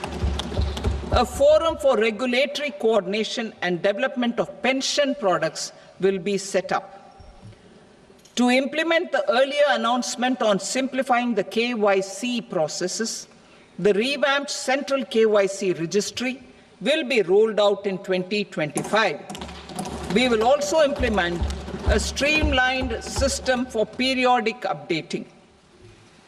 Requirements and procedures for speedy approval of company mergers will be rationalized. The scope for fast-track mergers will also be widened and the process made simpler. As proposed in the interim budget, we signed bilateral investment treaties with 2 countries in 2024 to encourage sustained foreign investment, and in the spirit of First Develop India, the current model BIT will be revamped and made more investor-friendly. In the last 10 years, in several aspects, including financial and non-financial, our government has demonstrated a steadfast commitment to ease of doing business. We are determined to ensure that our regulations must keep up with technological innovations and global policy developments. A light-touch regulatory framework based on principles and trust will unleash productivity and employment. Through this framework, we will update regulations that were made under old laws. To develop this modern, flexible, people-friendly, and trust-based regulatory framework appropriate for the 21st century, I propose 4 specific measures. A high-level committee for regulatory reforms will be set up for a review of all non-financial sector regulations certifications, licenses, and permissions. The committee will be expected to make recommendations within a year. The objective is to strengthen trust-based economic governance and take transformational measures to enhance ease of doing business, especially in matters of inspection and compliances. States will be encouraged to join in this endeavor. An investment friendliness index of states will be launched in 2025 to further the spirit of competitive, cooperative federalism. Under the Financial Stability and Development Council, a mechanism will be set up to evaluate impact of the current financial regulations and subsidiary instructions. It will also formulate a framework to enhance their responsiveness and development of the financial sector. In the Jan Vishwas Act 2023, more than 180 legal provisions were decriminalized. Our government will now bring up the Jan Vishwas Bill 2.0 to decriminalize more than 100 provisions in various laws. I now move to fiscal policy. In the July budget, I had committed to staying the course for fiscal consolidation. Our endeavor will be to keep the fiscal deficit each year such that central government debt remains on a declining path as a percentage of the GDP. The roadmap for the next 6 years has been detailed in the FRBM statement. Revised estimates for 2024-25. The revised estimate of the total receipts other than borrowings is 31.47 lakh crore rupees, of which the net tax receipts are 25.57 lakh crore rupees. The revised estimate of the total expenditure is 47.16 lakh crore rupees, of which the capital expenditure is about 10.18 lakh crore rupees. The revised estimate of the fiscal deficit is 4.8% of the GDP. Budget estimates for 25-26. Coming to 25-26, the total receipts other than borrowings and total expenditure are estimated at 34.96 lakh crore rupees and 50.65 lakh crore rupees respectively. The net tax receipts are estimated at 28.37 lakh crore rupees. The fiscal deficit is estimated to be 4.4% of GDP. To finance the fiscal deficit, the net market borrowings from dated securities are estimated at 11.54 lakh crore. The balance financing is expected to come from small savings and other sources. The gross market borrowings are estimated at 14.82 lakh crore rupees. I will now move to Part B. Indirect taxes. My proposals relating to customs aim to rationalize tariff structure and address duty inversion. These will also support domestic manufacturing and value addition, promote exports, facilitate trade, and provide relief to common people. Rationalization of customs tariff structure for industrial goods. As a part of comprehensive review of customs rate structure announced in July 2024 budget, I propose to 1. Remove 7 tariff rates. This is over and above the 7 tariff rates removed in 23-24 budget. After this, there will be only 8 remaining tariff rates, including 0 rate. 2. Apply appropriate cess to broadly maintain effective duty incidence, except on a few items where such incidence will reduce marginally. 3. Levy not more than 1 cess or surcharge. Therefore, I propose to exempt social welfare surcharge on 82 tariff lines that are subject to a cess. I shall now take up sector-specific proposals. To provide relief to patients, particularly those suffering from cancer, rare diseases, and other severe chronic diseases, I propose to add 36 life-saving drugs and medicines to the list of medicines fully exempted from basic custom duty.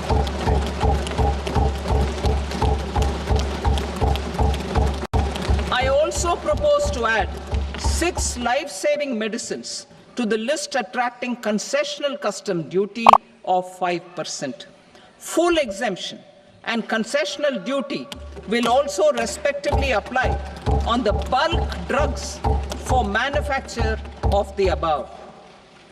Specified drugs and medicines under patient assistance programs run by the pharmaceutical companies are fully exempt from BCD, provided the medicines are supplied free of cost to the patient.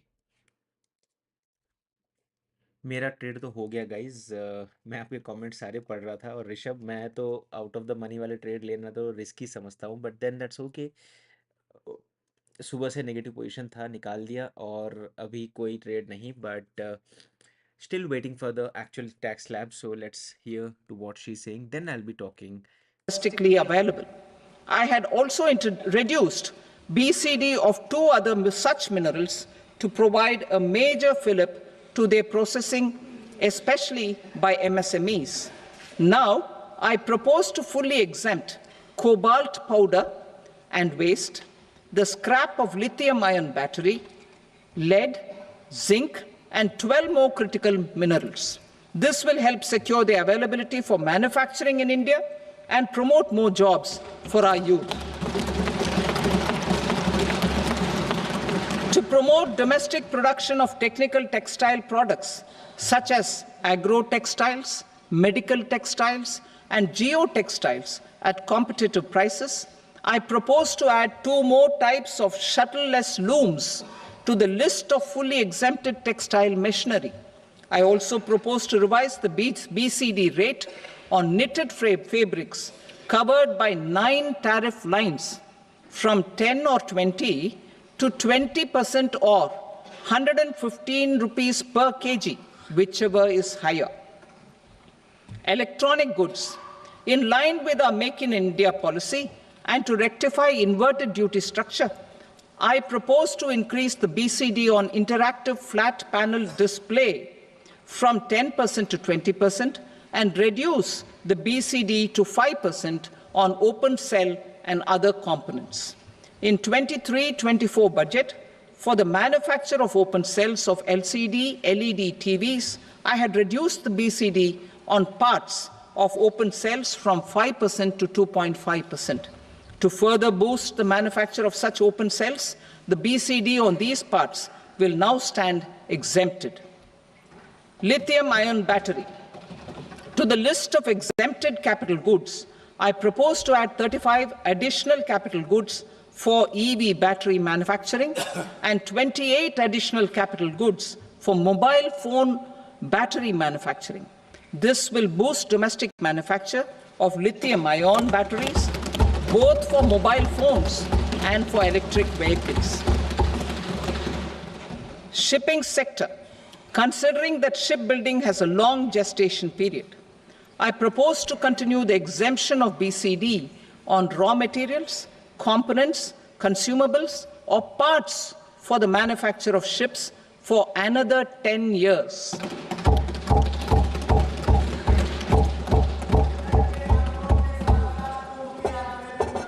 I also propose the same dispensation for shipbreaking to make it more competitive.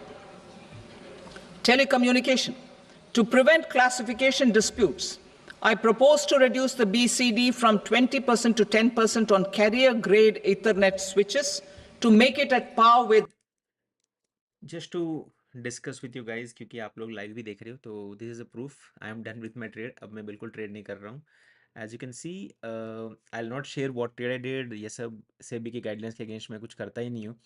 अब भाई कितना कमाया ये तो I think बता ही सकते हैं. तो I was in a negative side, सुबह से मुझे लगा कि मार्केट क्रैश होगा and I was holding the trade and then actually थोड़ा सा एक बार रिकवर हुआ मेरा ट्रेड स्लाइटली, एक फ्लिक के लिए 80 रुपये प्रॉफिट दिखाया and then it continuously fell because VIX was also cooling down and then अभी जो स्पाइक आया मैं उसमें निकल गया हूँ। ऑफ कोर्स अभी मैं इसको होल्ड करता तो it would have gone till 40-45,000, but then वापस से अभी मैं जब आपसे बात कर रहा हूँ यहाँ पर आप देख सकते हो रिकवरी कैंडल आ चुकी है और वापस से मार्केट ये जो प्रॉफिट्स होती है वो चली जाती है। So I am not into this trades any more, just a quick update. I propose to reduce BCD from 30% to 5% on frozen fish paste, surimi, for manufacture and export of its analog products. I also propose to reduce BCD from 15% to 5% on fish hydrolysates for manufacture of fish and shrimp feed. In July 2024 budget, to promote development of domestic MROs for aircraft and ships, I had extended the time limit for export of foreign origin goods that were imported for repairs from 6 months to 1 year and further extendable by 1 year.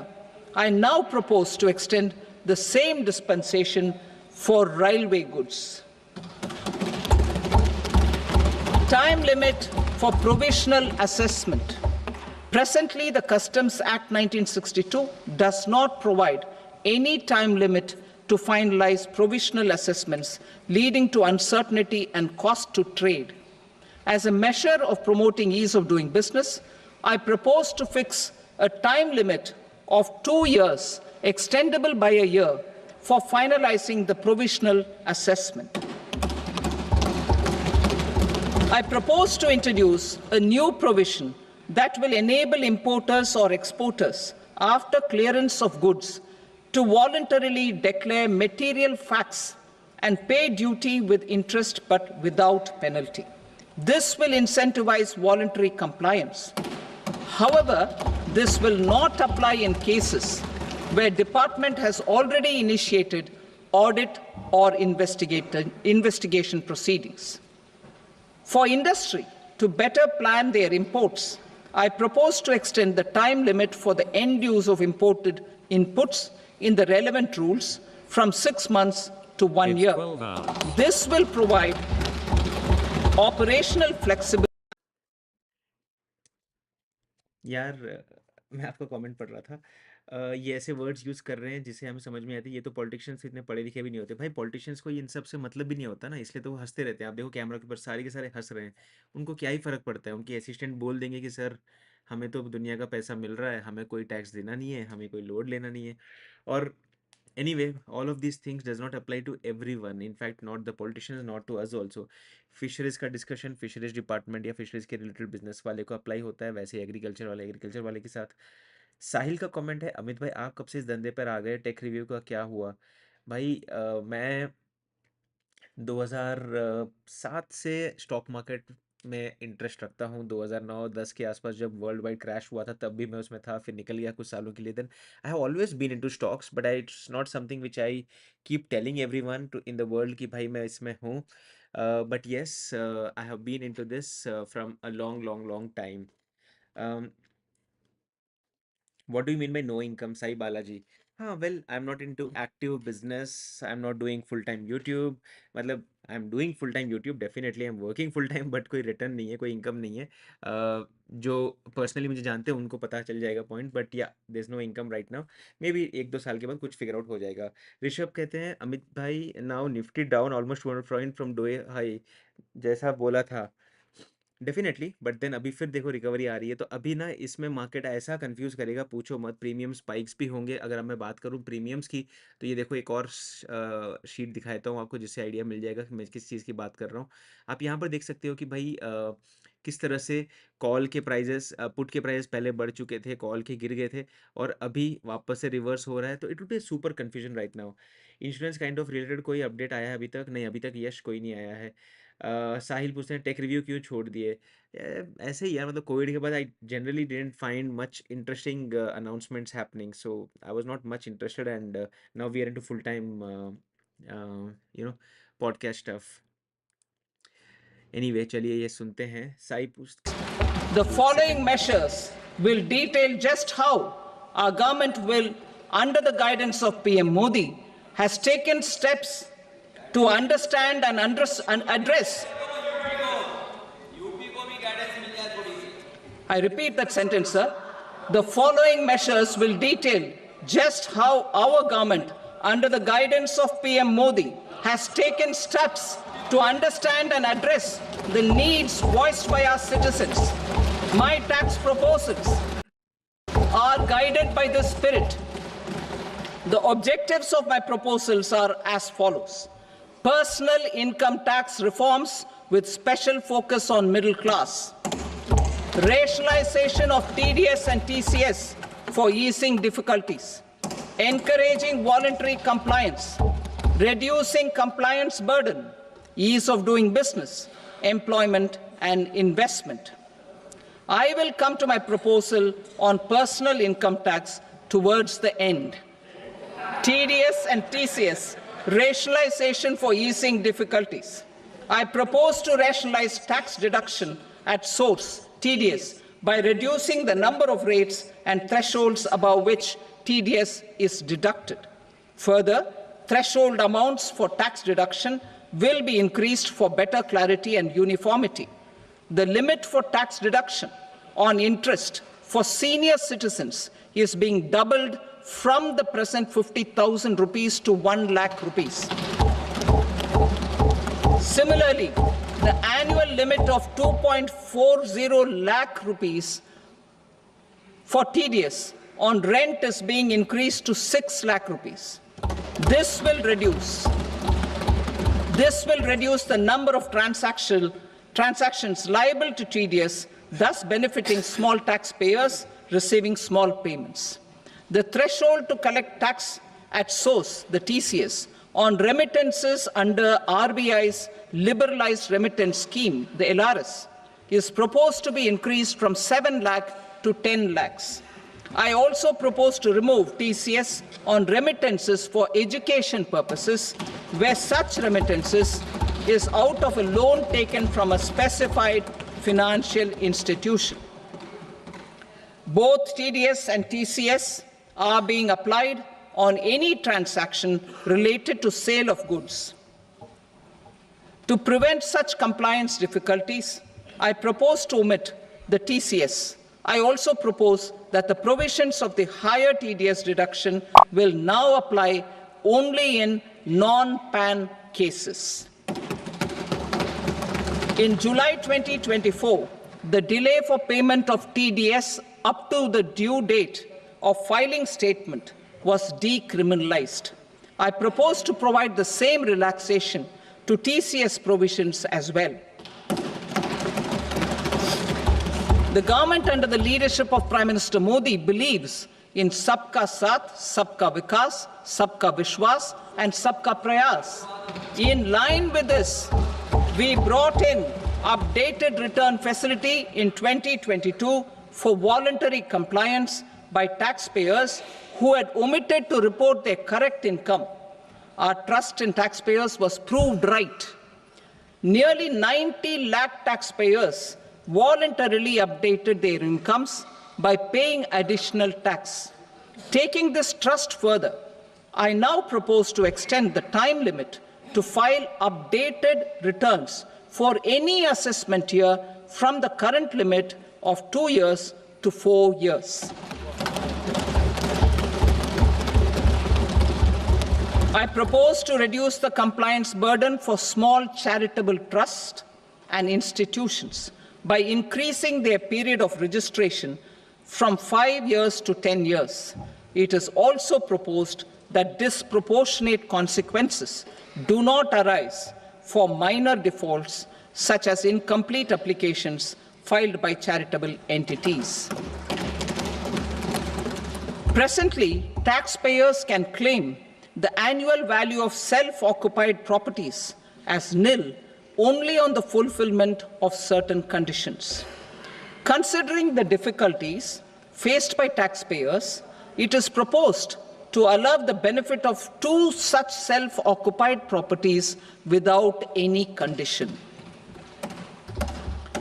To streamline the process of transfer pricing and to provide an alternative to yearly examination, I propose to introduce a scheme for determining arm's length price of international transaction for a block period of 3 years. This will be in line with global best practices. With a view to reduce litigation and provide certainty in international taxation, the scope of safe harbor rules is being expanded. A number of senior and very senior citizens have very old national savings schemes accounts. As interest is no longer payable on such accounts, I propose to exempt withdrawals made from NSS by individuals on or after 29th August 2024. I am also proposing to allow similar treatment to NPS Vatsalya accounts as is available to normal NPS accounts subject to overall limits. In my speech in July 2024, I had promised that all processes, including giving effect to appellate orders, shall be digitalized and made paperless over the next 2 years. So I'm happy to announce that digitalization is being made operational now. In July 2024, we brought in the Vivad Se Vishwas scheme to resolve income tax disputes pending in appeal. The scheme has received a great response, with nearly 33,000 taxpayers having availed of the scheme to settle their disputes. I have a few proposals to promote investment and employment. It is proposed to provide a presumptive taxation regime for non-residents who provide services to a resident company that is establishing or operating an electronics manufacturing facility. I further propose to introduce a safe harbor for tax certainty for non-residents who store components for supply to specified electronics manufacturing units. Presently, the tonnage tax scheme is available only to sea-going ships. The benefits of existing tonnage tax scheme are proposed to be extended to inland vessels registered under the Indian Vessels Act 2021 to promote inland water transport in the country. Extension for incorporation of startups. We continue to support the Indian startup ecosystem. I propose to extend the period of incorporation by 5 years to allow the benefit available to startups which are incorporated before 1/4/2030. In order to attract and promote additional activities in the IFSC, I am inter alia proposing specific benefits to ship leasing units, insurance offices, and treasury centers of global companies which are set up in IFSC. Further, to claim benefits, the cutoff date for commencement in IFSC has also been extended by 5 years to 31/3/2030. Category 1 and Category 2 AIFs are undertaking investments in infrastructure and other such sectors. I propose to provide certainty of taxation to these entities on the gains from securities, to promote funding from sovereign wealth funds and pension funds to the infrastructure sector. I propose to extend the date of making an investment by 5 more years up to 31st March 2030.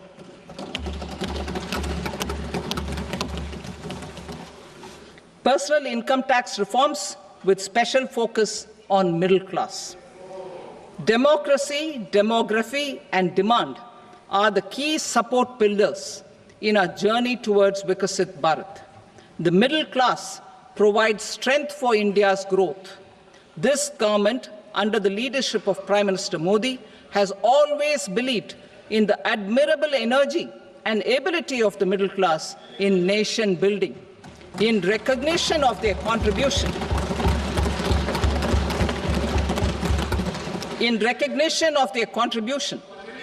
we have periodically reduced their tax burden.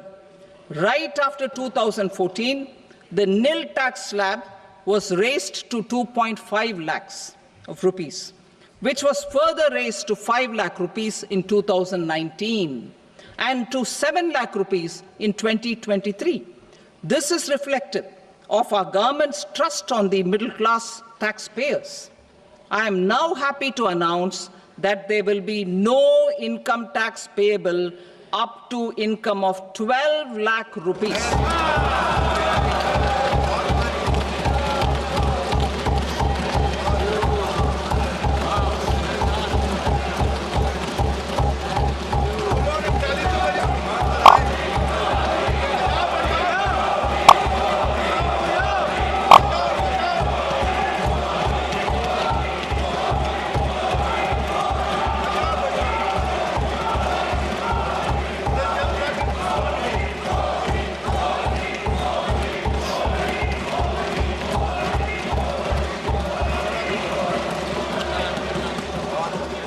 So, average income of 1 lakh per month other than the special rate income such as capital gains under the new regime. This limit will be 12.75 lakh for salaried taxpayers due to the standard deduction of 75,000. Slabs and rates are being changed across the board to benefit all taxpayers. The new structure will substantially reduce मजा आ the गया भाई, taxes 12 of the lakh middle रुपए class मतलब this and was leave more super money in their unexpected, hands, and boosting this will household now consumption, make the market savings, go and upside also. investment. In the new tax regime, I propose to revise tax rate structures as follows: 0 to 4 lakh rupees nil, 4.8 lakh rupees to 4 to 8 lakh rupees 5%, 8 to 12 lakh rupees 10%, 12 to 16 lakh rupees 15%, 16 to 20 lakh rupees 20%, 20 to 24 lakh rupees 25%, and above 24 lakh rupees 30%. To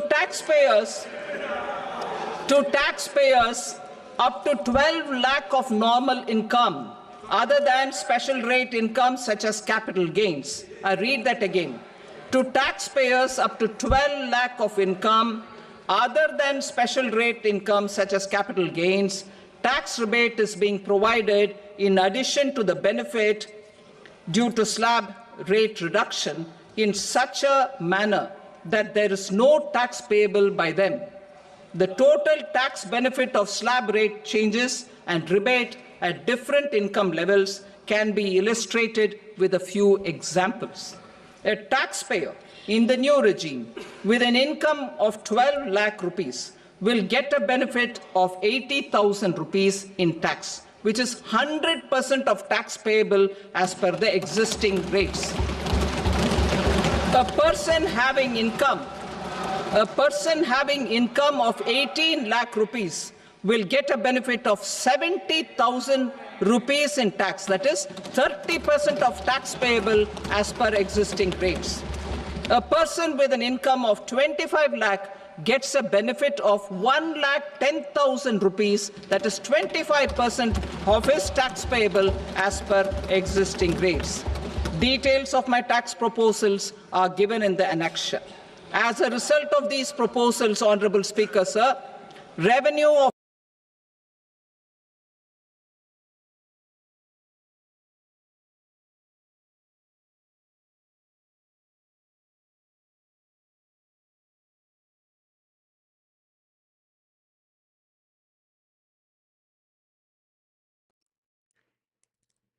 crazy announcement अभी।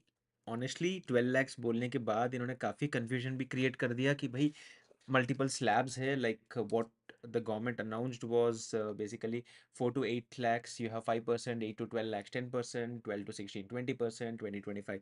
भाई साहब इतना confusion कर दिया है, पूछो मत। Late us just here. to lay on the table the following statements under Section 3(1) of the Fiscal Responsibility and Budget Management Act 2003. Medium-term fiscal policy cum fiscal policy strategy statement and my macroeconomic framework statement. या Item number 3, Srimati Nirmala Sitharaman. Sir, with your I hope आप लोगों को मेरी audio आ रहा होगा। I am sure now it is working at least. And basically यहाँ पर multiple slabs थे। और अभी मार्केट का अगर रिएक्शन बताएं तो यहाँ पर आप देख सकते हो मार्केट में सबसे पहली बात आप देखो, मार्केट के अंदर पुट का प्रीमियम नीचे गिरा है और कॉल का प्रीमियम भी नीचे गिरा है, वहीं पर मार्केट वहीं पर है फिलहाल के लिए।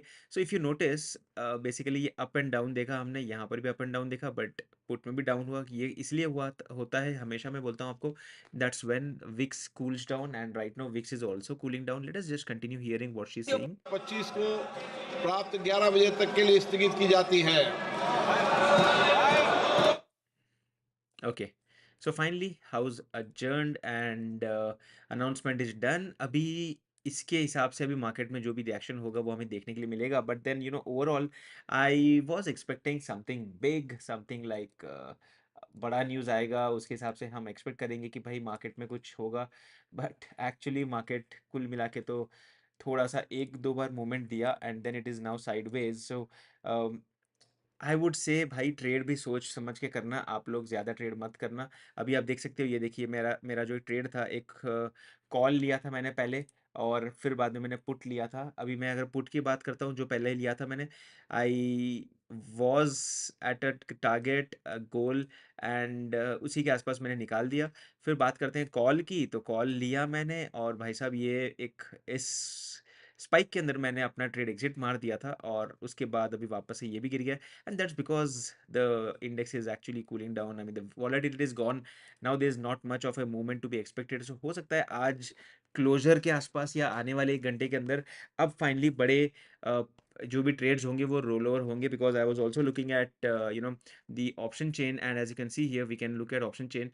Right now there's a heavy call writing, as you can see the data here, and it's clearly indicating that downside के लिए प्लान था, but then government is also surprise everyone कि भाई तुम लोग अपने डाउनसाइड की एक्सपेक्टेशन मत रखना, हम यहाँ पर बहुत बड़ा अपसाइड ला सकते हैं या फिर एटलीस्ट स्टेबल रख सकते हैं मार्केट को, and that is what had eventually happened. So overall in a way it's a positive segment, but then again अगर आप अपने पोर्टफोलियोज देखोगे स्टॉक के, तो वो तो नेगेटिव चले गए हैं। मैंने तो अपना पोर्टफोलियो भी देखा and it's quite negative. Let me take a look, why is it negative? Okay, slightly silver has gone negative, HDFC bank is slightly negative. What about Reliance? Reliance का क्या हाल है? वो बहुत इंपॉर्टेंट चीज़ है कि मार्केट के अंदर रिलायंस क्या कर रहा है। एंड रिलायंस रिलायंस रिलायंस, ये रहा रिलायंस, या रिलायंस इज स्लाइटली नेगेटिव। तो ओवरऑल कुल मिला के तो मार्केट वहीं पर है, और ये था आज का budget. I mean what ever expected, it's again flat. So overall आपके पास कुछ कमेंट्स हैं तो बता दीजिए, मैं उसके जवाब भी देते जाऊंगा, और else will and the stream. And here Rishabh से 1275 तक नो इनकम टैक्स। यस यार, ये स्लैब्स थोड़ा और बड़ा रखना था एग्जैक्टली, बट किया नहीं इन्होंने, which I am more surprise is कि जो हायर लेवल का जो स्लैब है वो एक्चुअली कम हुआ है अगर आप देखोगे। सो 25% के ऊपर 30% है ना, 25 lakhs के ऊपर, और काफ़ी HNIs and you know high net individual जो है वो उस स्लैब के अंदर आते हैं। So that would be very interesting to C.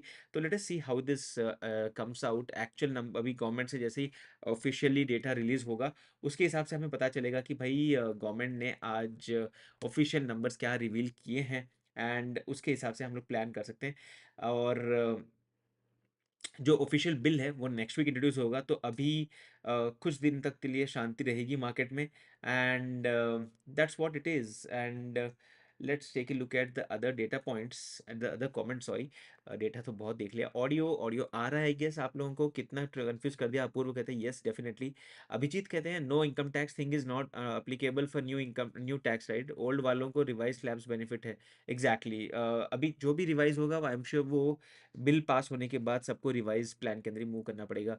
India VIX is down by 10%, exactly. So that's what I have been telling, like you know कि VIX down होते ही जा रहा है। So that is something which you should remember कि भाई यहाँ पर आप देखोगे, let me just highlight it to you so that you get an idea. Let me show it to you, give me a minute. India VIX has cool down. लोग multiple charts खरीदते हैं, मैं तो बोलता हूँ भाई यही ले लो, जीरोदा के अंदर ही आपको डेटा मिल जाता है एक ही शीट के अंदर। और मैं यहाँ पर कॉल पुट दोनों ट्रैक कर रहा था और देख सकते हो दोनों साइड से प्रीमियम गिर रहे हैं, भले मार्केट वहीं पर स्टेबल है, प्रीमियम दोनों के गिर रहे हैं, that's clearly because of this VIX falling down. And या अभी तो दिल्ली इलेक्शन के लिए नेक्स्ट वीक के लिए पोस्टपोन कर दिया, कुछ गड़बड़ तो नहीं? नॉट श्योर, हो सकता है, गड़बड़ तो नहीं लग रहा है मुझे। मार्केट अब न्यूज़ वालों की कमेंट्री पर रिएक्ट करेगा एग्जैक्टली, बट न्यूज़ कमेंट्री कुल मिला के शॉर्टकट में तो अभी ऐसा अनाउंस किया है इन्होंने कि it's a positive update, so as of now it would go positive only because it would be expected as a positive update, but बाद में और कोई सेक्टर्स के बारे में बात नहीं किया है, विच इज़ सरप्राइजिंग। मुझे लगा कि गवर्नमेंट कुछ और चीज़ों के बारे में बात करेगी एंड उसके हिसाब से like will be talking about insurance sector, will be talking about other sectors, कुछ बात नहीं किया, तो that is lightly surprising. But या, ऑन दैट नोट गाइज, आज का लाइव स्ट्रीम यहीं पर एंड करते हैं। I'll catch up with you soon again and we'll be coming back with our daily videos like this. That's it दोस्तों। अगर आपके पास कोई कमेंट है तो बता देना, वरना I'll catch up with you guys on our Telegram group itself. Thank you and have a great day ahead. Bye bye.